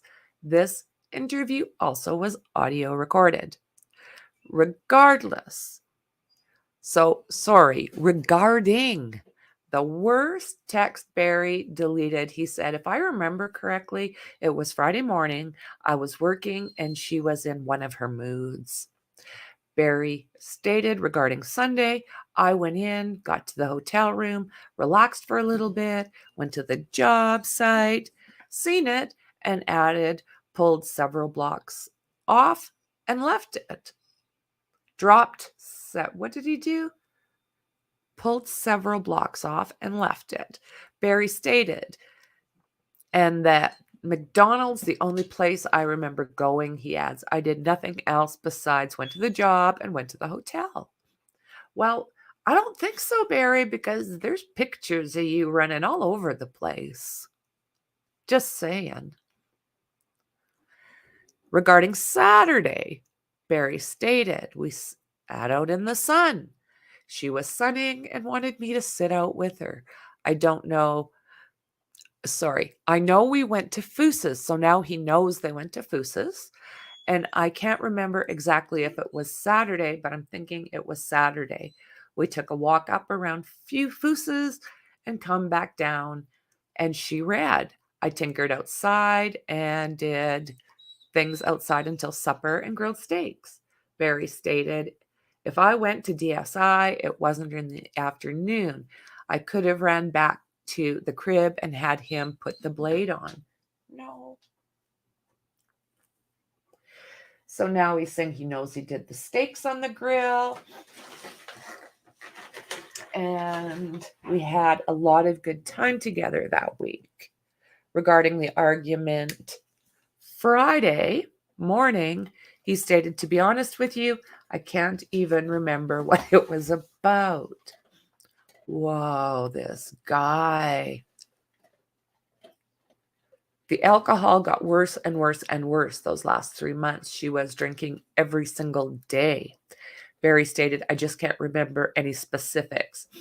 When informed by CBI about the long phone call on May 8th, adding, to be honest, I just can't remember us talking on the phone. Barry stated, that weekend, nothing out of the ordinary happened. It just seemed normal and perfect. Just everything was perfect.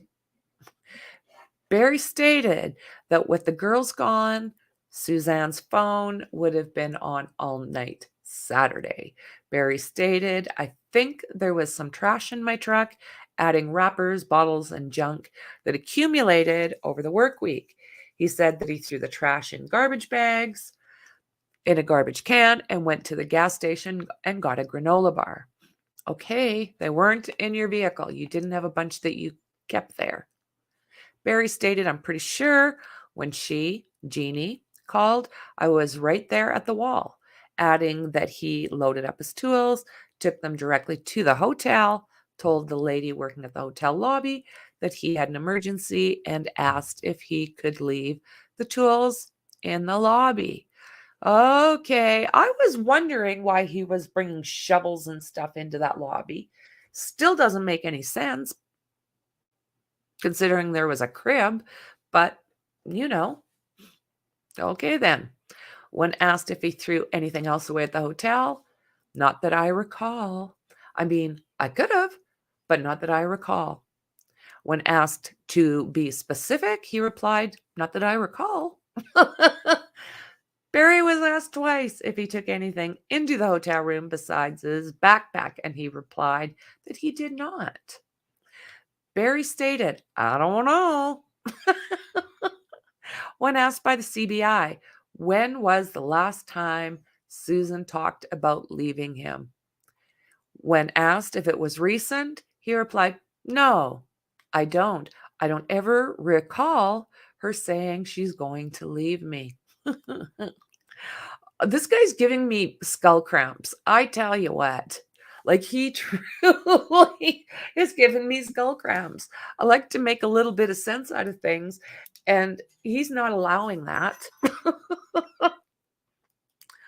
Unreal. Oh, right.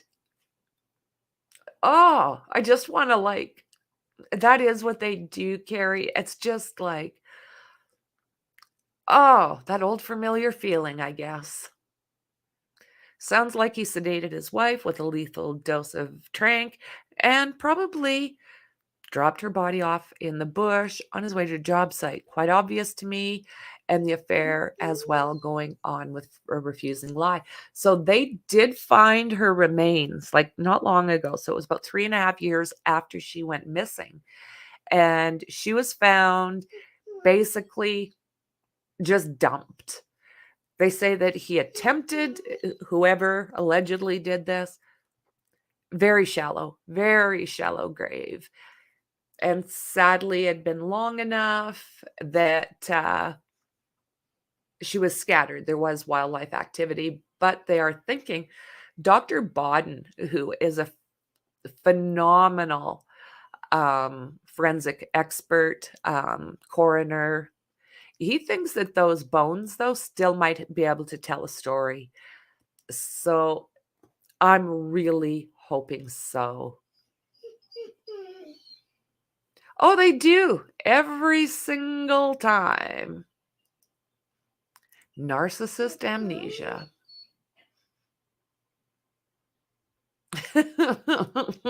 Not looking good for granola Barry.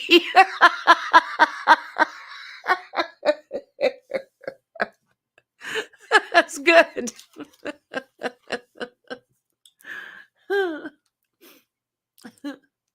He will at some stage become a huge victim. Oh, yeah, it's coming back again.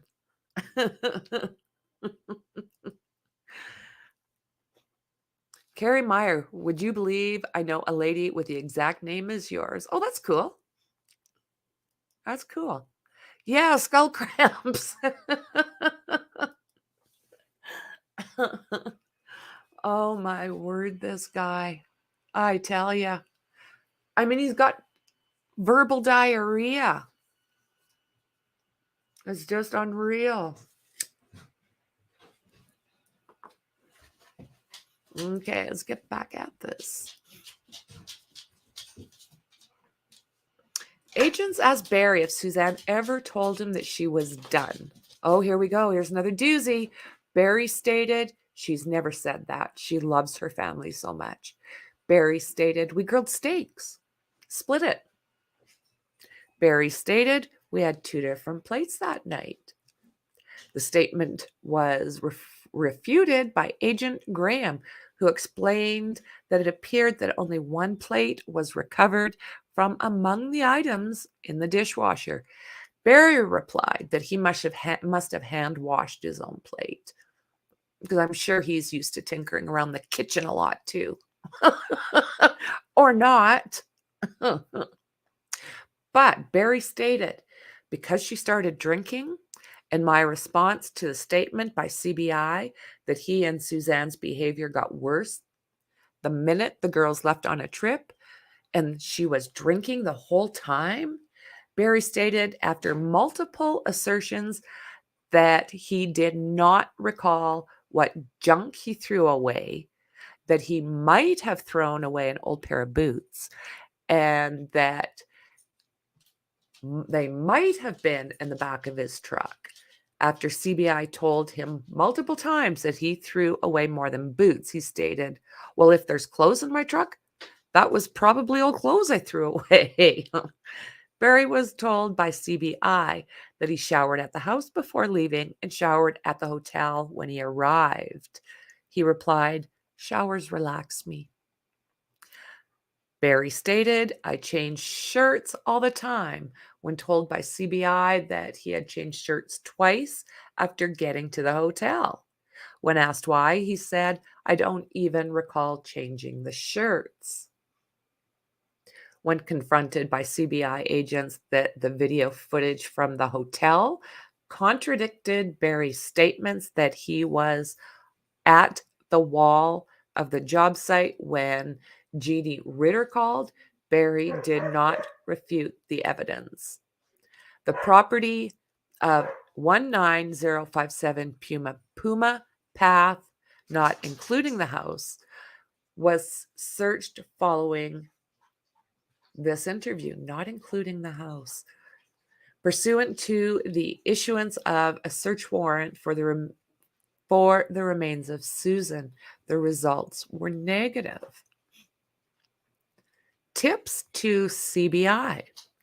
As of April 26, 2021, CBI has received 1,485 tips for Suzanne Morphews' disappearance. These tips are reviewed and investigated as they are received. Numerous people have been identified, interviewed, investigated due to circumstantial reasons related to them being in the area or associated in some way with the family. Investigation into a smaller number of these tips is ongoing, though none of them have provided any evidence to substantiate anyone as a legitimate alternate suspect or to encounter the evidence against Barry highlighted in this affidavit. So, Section 4, Evidence. Tire impressions. On May 14th, 2020, search teams located tire impressions in the area where Suzanne's helmet was located. The GPS coordinates are on the same date. The tire impressions were cast by agents with the Colorado Bureau of Investigations for late possible comparisons.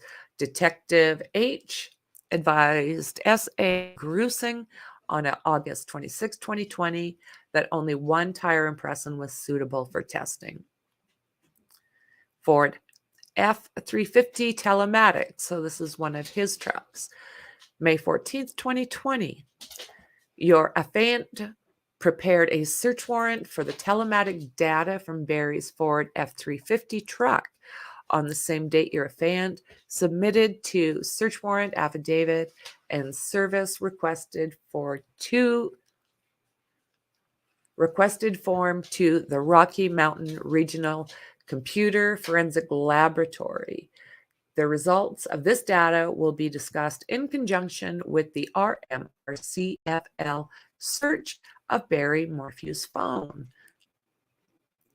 So, search of residence, May 20th, 2020. Search efforts were still ongoing at the Morphew residence, searching for evidence related to Suzanne's disappearance. On this date, Detective H located a writing pen that appears to be the spy pen Sheila Oliver had referenced. The pen was located in a clothes bin amongst women's undergarments. The clothes bin and pen were inside the walk-in closet in the master bedroom, located on the ground level of the residence. Detective H located with the pen and controller and headphones for playback and a USB cable. So the spy pen recordings. She told on herself.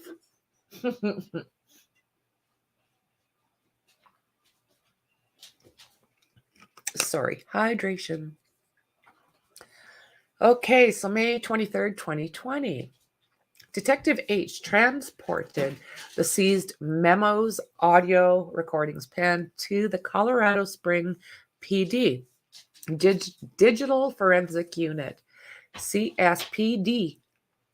Detective Brian Rogers conducted the search and data recovery of the memos, pens, content. Some of the audio files on the pen were deleted. However, 2 of those deleted files were retrieved during the search and analysis by Detective Rogers. May 24th, 2020. Detective H started reviewing the audio on the recording pen, and recordings appear to run from February 2020 to March 2020. Based upon the context, Detective H gathered the following information. Suzanne communicated with 2 different male voices, one identified as Barry and the other one identified by Susan as Jeff. One of the conversations between Susan and Jeff sounded to be of intimate nature. The conversation between Suzanne and Barry is confrontational, and their voices are raised. Under the file numbered March 22nd, 2020, Suzanne appears to place her recording pen in the truck of Barry's as he took a trip to Pueblo. The pen recorded him listening to, get this one, guys, multiple episodes of Forensic Files, to include the deleting of Mary Lee Wilson and Donna Payant by Lemuel Smith, the deleting of Vicki Lynn Hoskinson, who went missing after riding her bike. Hoskinson's sister finds the bike and, disgusted, was found in the middle of the road. The case began as a missing child. Her family pleaded on TV for her return. Discussions also included the locations of Hoskinson's body in Tucson being a remote location, how animals had scavenged, and investigators trying to determine when she was unalived.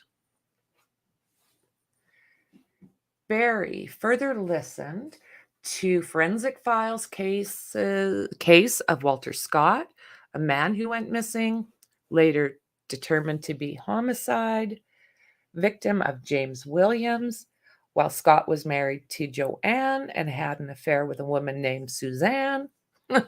Meanwhile, Joanne was cheating with a man named James Williams. Williams deleted his first wife, staged a car accident, and married Joanne after deleting Scott. Walter was reported to be acting not himself in the days prior to his disappearance. A phone call is recorded between Barry and Suzanne, in which Suzanne calls Barry Shirley, his mother's name, after he tells her how to cook. Barry asks Susan why she has to be so mean to him. Much of the conversation is unintelligible, but because of truck noise. Barry listened to other Forensic File episodes on homicide investigations during the 5-hour recording session. Pen recording argument with Barry. Sergeant H and FBI agents Stephanie Benitez and Kenneth Harris listened to the recordings on the spy pen and collaborated with RMRCFI to attempt to mitigate the background noises that interfered with the audio. The following relevant portions were recovered. In March 2020, Suzanne told Barry the following. This is all I hear every day. This is all I hear every day. What I'm not, what I should think, undecipherable. I'm not listening to that anymore. Listen to me. Listen to me. Barry interrupted. Listen to me. Listen to me. I have lived for years being told how I should feel, how I should act, how I should look, what I should drink, when I should drink, what I should put in my body, what I shouldn't be putting in my body. I fell into this. This is not undecipherable, controlling, more talking. It's not okay, front and back. Later in the conversation, Suzanne and Barry were arguing.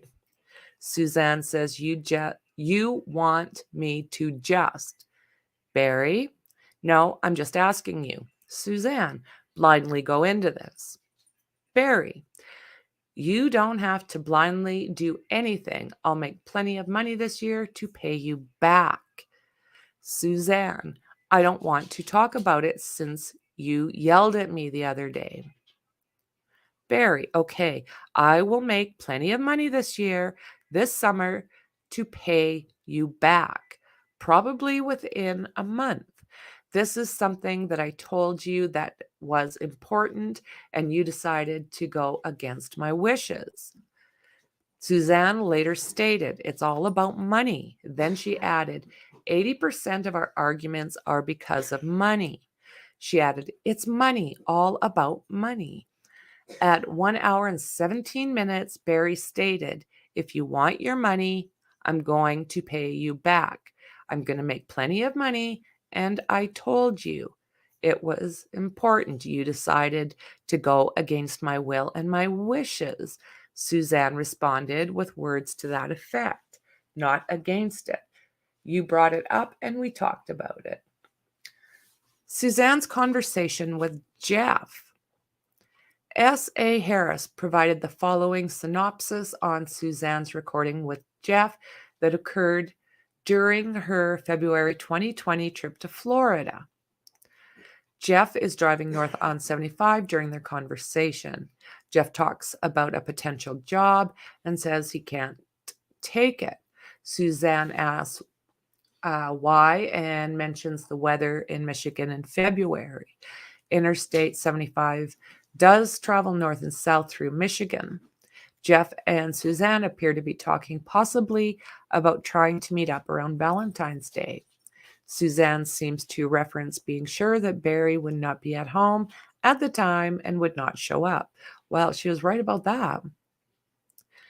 There is a reference in the Suzanne and Jeff conversation to Tuesday the 11th and Valentine's Day, as if they are still coming up with possible talkings or about making plans for those dates.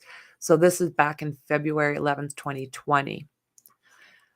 At 21:08, Suzanne takes a call on speakerphone. She stated, "Hi, sweetie, I'm good for now." Or I'm good, sorry. "How about you?" Suzanne and the male, presumably Jeff, discuss her trip to Florida. She later stated that Barry was flying to Florida, and she thought it was just weird stuff. This whole Valentine's Day thing, and then inaudible.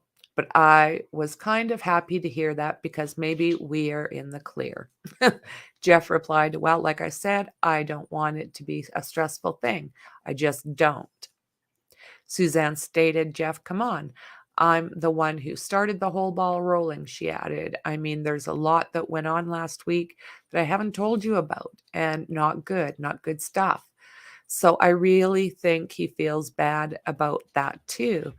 You are not a homewrecker. You are my LOVER and my sweet friend, the man I love dearly. Okay." Jeff stated, "I won't. I just want you to be happy. That's all." Suzanne replied, "I'm looking at the man who makes me happy." So, the tranquilizer. On May 19th, 2020, CCSO Deputy Scott H.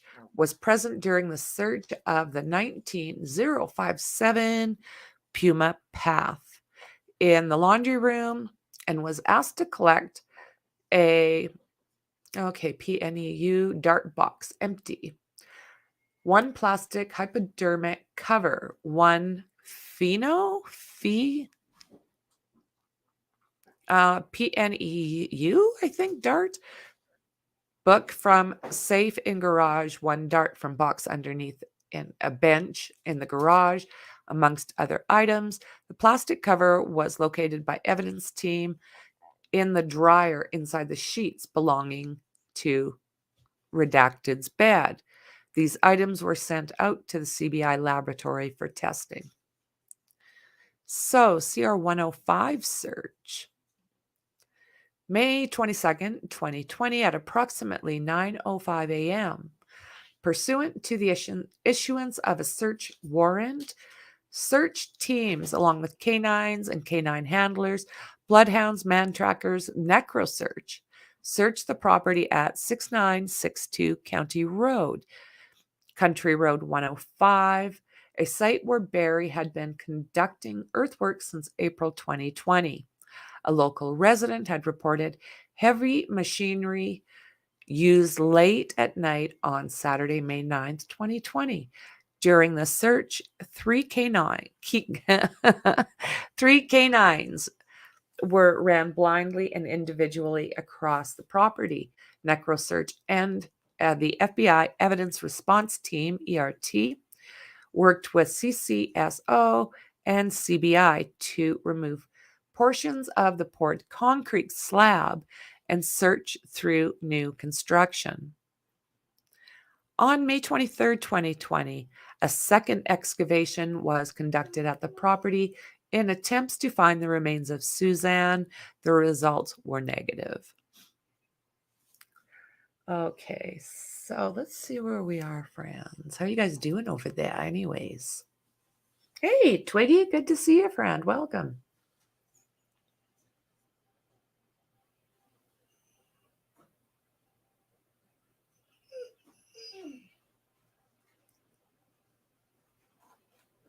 Okay. Everyone's doing good.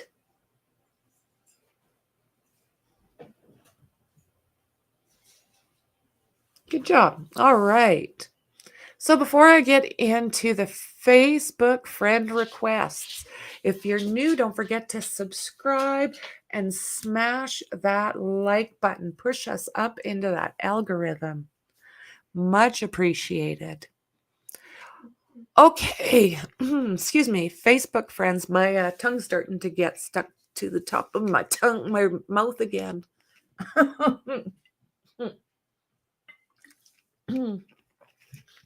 I don't know how some of those people can stream for like 10, 14, 16 hours. Like my voice would be shot.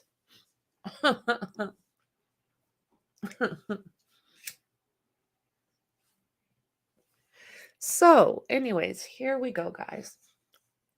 Subsequent to the issuance of a search warrant, your affiant received the Facebook business records for account of Suzanne Morphews, FBI, S.A. Grusing, FBI Staff Operations Specialist, SOS, Robert Boss reviewed the results.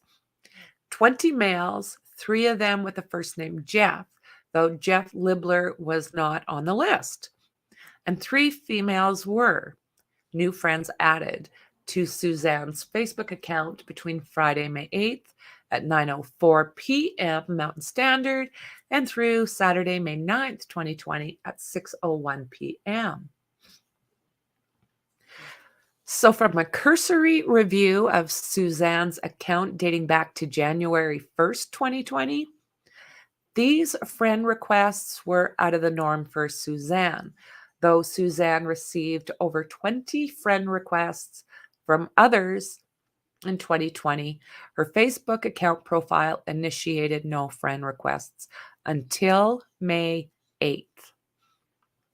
Of the 23 people who received Suzanne's requests, none of them were able to confirm with Suzanne that it was actually her that sent the requests. FBI and CCSO interviewed over 10 of these recipients, most of them who lived in Indiana.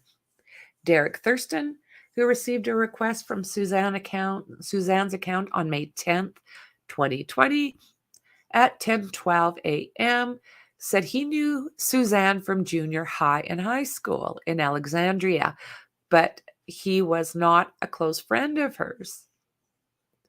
Thurston thought it was odd, but because Suzanne decided to send the friend request after not talking to him in over 25 years.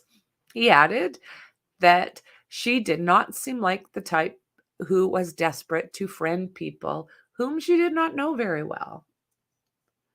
So, Bobby Huff, who became Facebook friends with Susan on May 9th, 2020 at 9:33 a.m., graduated with Barry from Alexandria Monroe High School in Alexandria, Indiana. Huff had not talked to Barry or Suzanne Morphew since 1985. Huff stated that Suzanne would never see me and friend me on Facebook. Huff explained that her sending of an invitation felt weird to him and not something Suzanne would do after such a long time of not speaking, especially the day before she disappeared. Right, guys? Like, isn't this a little bit sus? Never did it before.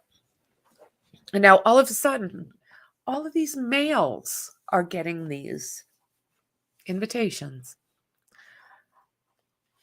So Huff added that many rumors were flying around Alexandria that Suzanne and Barry were not happy in their marriage, that Barry was in financial trouble, and that he was involved in shady business dealings. Well, that would not shock me at all.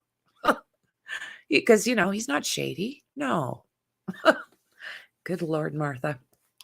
Shane Phipps became Facebook friends with Suzanne on May 8th, 2020, 9:08 p.m. Phipps said that he did not know Suzanne because she was younger than him, but he and Barry knew each other from AMHS since Phipps was 1 year older than Barry. So these people are knowing Barry. Isn't that interesting? And ultimately not shocking? So Wade Pullman called the Suzanne Morphew tip line. Pulliam wanted to report receiving a Facebook request from Suzanne on Friday, May 8th, 2020 at 10:05 a.m., which he found strange because he has not spoken with her in 30 plus years. Ricky King became Facebook friends with Suzanne on May 9th, 2020 at 9:31 a.m. King had his phone with him and received the friend request on Saturday, May 9th. He accepted the request, though he had no real contact with Susan or Barry since high school.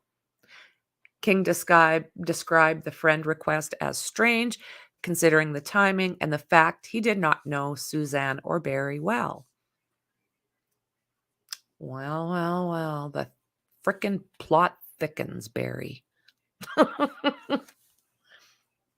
Range Rovers seized May 16th, 2020. CCSO, received, no, seized. The two Range Rovers located in the garage at the Morphew residence. The vehicles were towed and taken to their secure impound facility to secure them for further evidence processing. I'm just going to check here. How long? So I'm going to probably stream for about another half hour, friends. And what we'll do is we will come back in the morning and we will continue on where we have finished off this evening. So about 2.5 hours, I'll wind the stream down.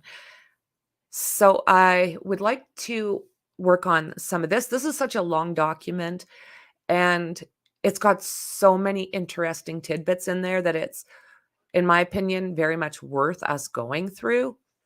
So with that said, I'd like to do this again in the morning and add a little bit about Charlesetta Grau, they call her Etta, who has been missing.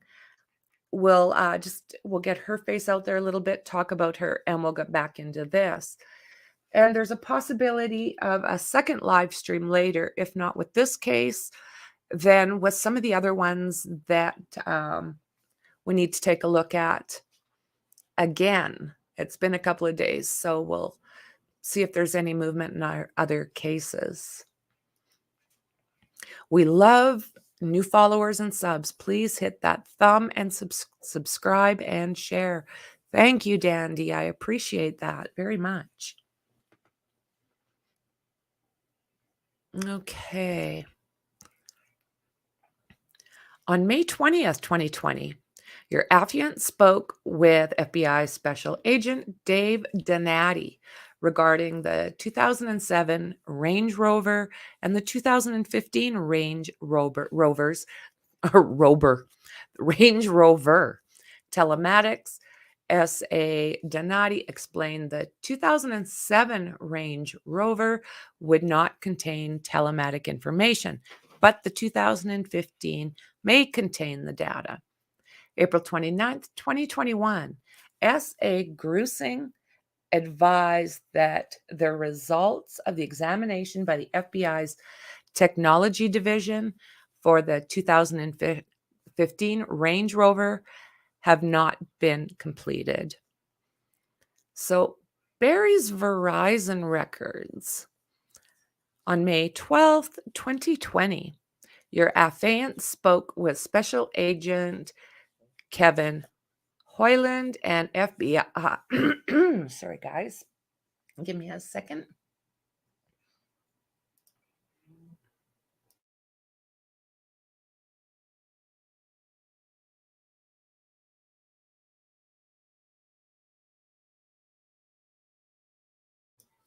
Okay.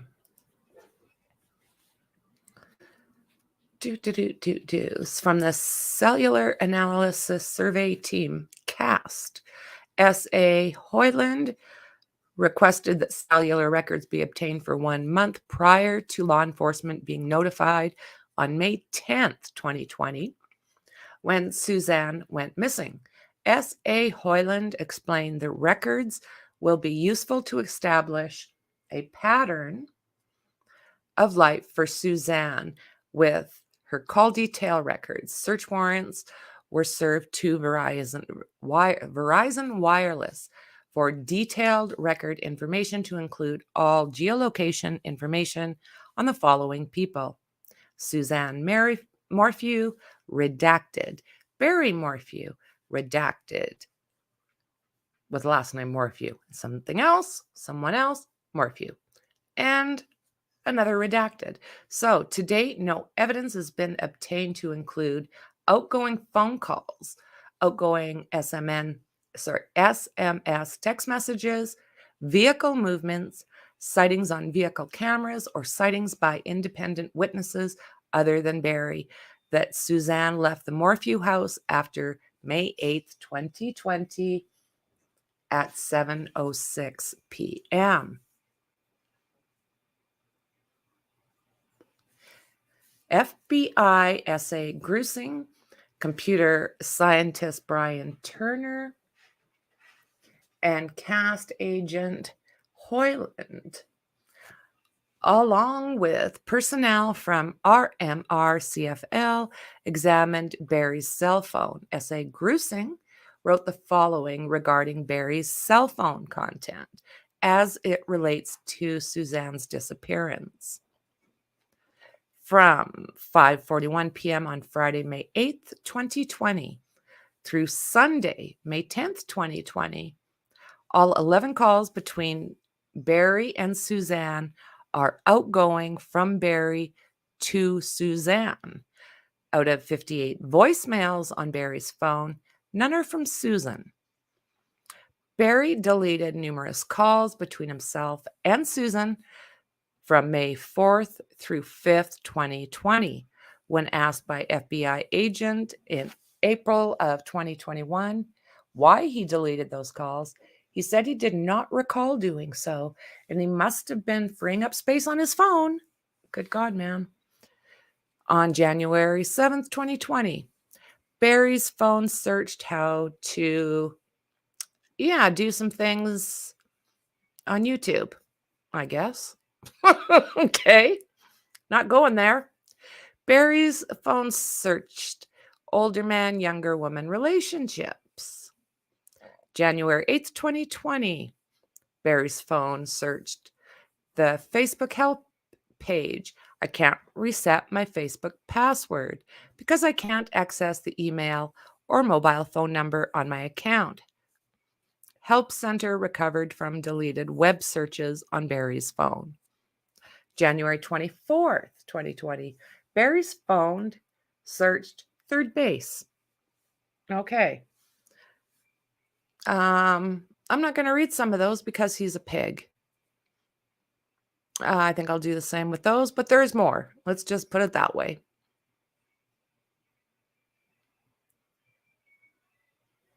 So let's see here if there's anything I'm allowed to say.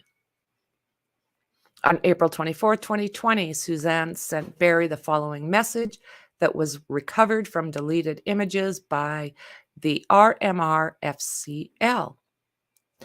Oh, I'm sure your mistress has you all happy now, so you can say you love me, but bully me. When you're with me, yeah, that's love. RMR CFL Examiner.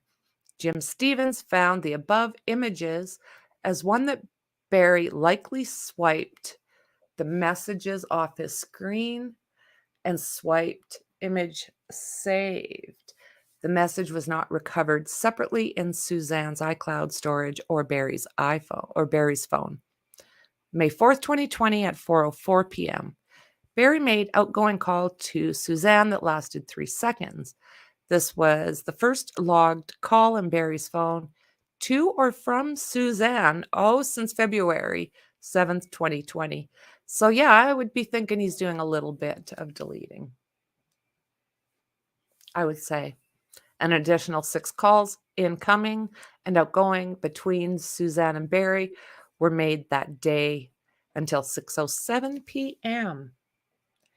May 5 through 10th, Barry's phone and other GPS sources. For the context of examining data from Barry's phone and comparison of locations from his Ford F-350 as gathered from the return of the search warrant for telematics, together with Verizon return from Susan's phone per search warrant. Return are included by S.A. Grusing for dates May 5th, 2020 through May 10, 2020. On May 6th, 2020, Barry called Suzanne 6 consecutive times between 8:06 a.m. and 8:13 a.m. before she sent the aforementioned "I'm done. Let's handle this civilly" message at 10:13 a.m. That message was recovered from RMR CFL as a deleted image from Barry's phone. Yeah, he's just a conniving, lying SHIT. On May 6, 2020, 2:43 p.m. to 5 p.m., Suzanne's received 4 messages deleted from Barry's phone prior to the seizure of his phone on May 13th, 2020, from which referenced when I'm unalive, go to see my Savior, and this life on earth is a mere grain of sand compared to eternity. The location activities registered by Barry's phone were abnormally high in frequency during the late night and early morning hours of May 8th and 9th, and May 9th and 10th, 2020, while at the Morphew residence. On May 8th, 2020, at 7:06 p.m., Barry's phone called Suzanne while his phone was likely traveling west along US 50. Suzanne's phone location was approximately 3 miles east of Barry's phone. The call lasted 73 seconds and was the last recorded phone call for either device on May 8th. This just isn't looking good. So if they've got all this, plus, I mean, we've still got like 90 pages left. if they've got all this and now they've got her, let's just hope that they are going to be able to have more than enough to fry this guy. Okay, so on Friday, May 8th, 2020, 7:18, Barry's phone registers its last event of the day. Its next event was at 6:46 a.m. on May 9th, 2020, when Barry's phone registered power on. May 9th, 2020, at 6:46 a.m., Barry's phone was taken out of airplane mode. Your affiant knows that airplane mode is a setting available on smartphones and other portable devices. When activated, this mode suspends the device's signal transmission. Technologies like Bluetooth and Wi-Fi effectively disabling all voice, text, and phone services. GPS may or may not be disabled.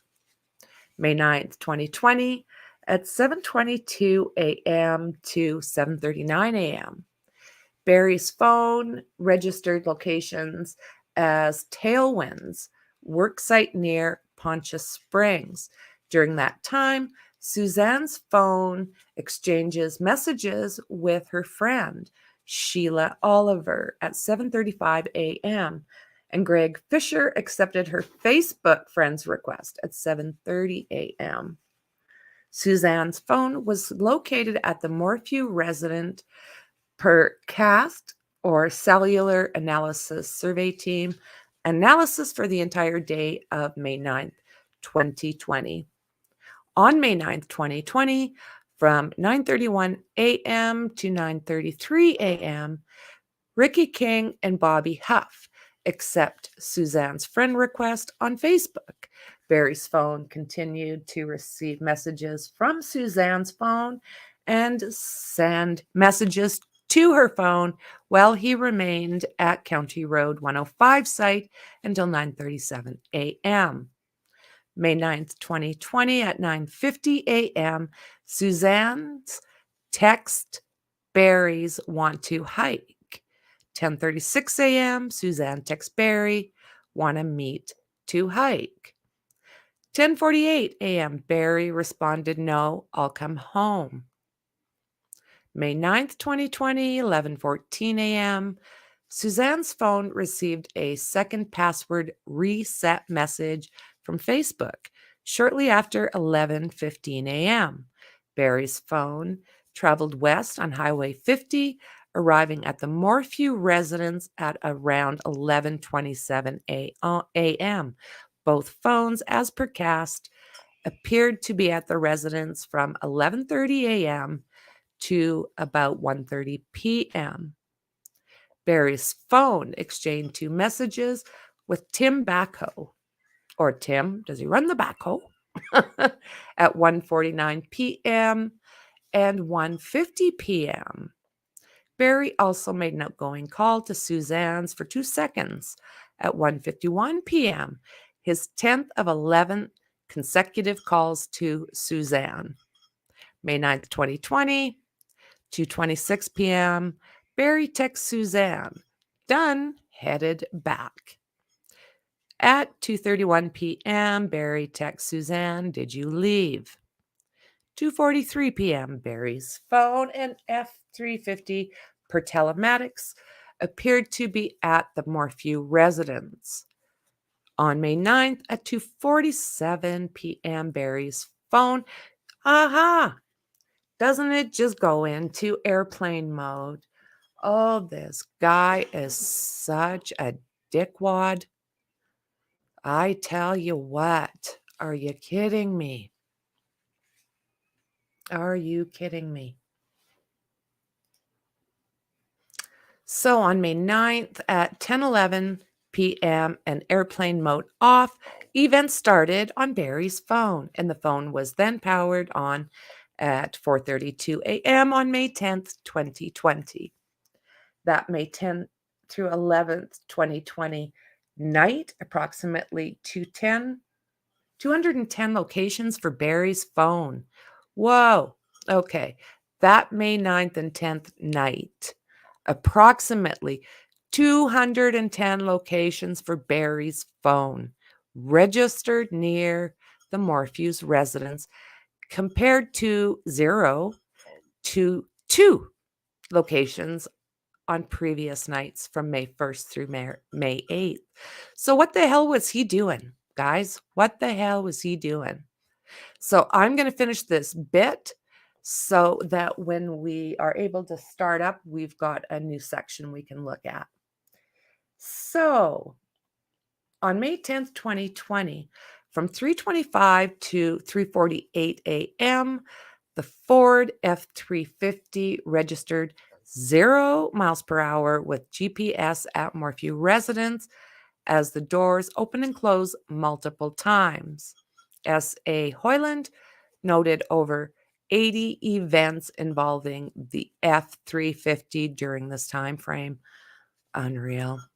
The location data for Susan's phone last registered with a tower near the Morphews residence at 4:23 a.m.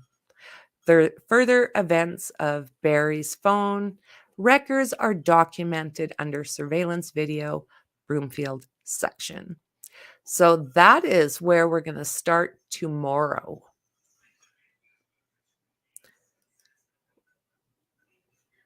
And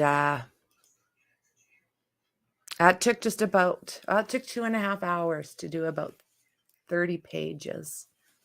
So we'll just keep picking at this. There is a lot of information that they have, you know. Once we see this paperwork that's coming out and what they're able to find from Susan's remains, hopefully clothing, and hopefully, you know, they've been working in the background on this as we've been waiting. So that's the best we can do, is ask for justice for Suzanne and those girls. If Barry is not guilty, I'll eat my shoe. Oh, isn't that nice? Oh, I'm burning some sage and Palo. She's the most beautiful angel. She is, you know, it's absolutely heartbreaking. She is deeply missed. She had a lot of friends, a lot of family, 2 young girls that really needed her. And Barry has been running around his narcissistic little self, slamming Susan the best he can. If he's guilty, and my belief he is, if he's guilty, yeah, I don't know what the highest we can ask for some kind of punishment, but he needs something big. Come on. And I don't know, I just don't like the man. Even if he didn't like this, if I'd met him on the street, I wouldn't like this man. So the fact that I believe he has probably taken her life, it just, yeah, he's a piece of shite. I'm going to spell it as shite. So mods, thank you ever so much for helping me again. I can't tell you how much I appreciate everything you guys do. And everybody else, thanks for joining us tonight. It's been wonderful having you. You have met probably one of the best chats that you will meet out there. Great bunch of people. And yeah, this girl's getting a little bit tired. So I am going to say once again, thank you very much for being here with me. And I'll see you guys in the next one. I'll see you tomorrow. Okay, bye.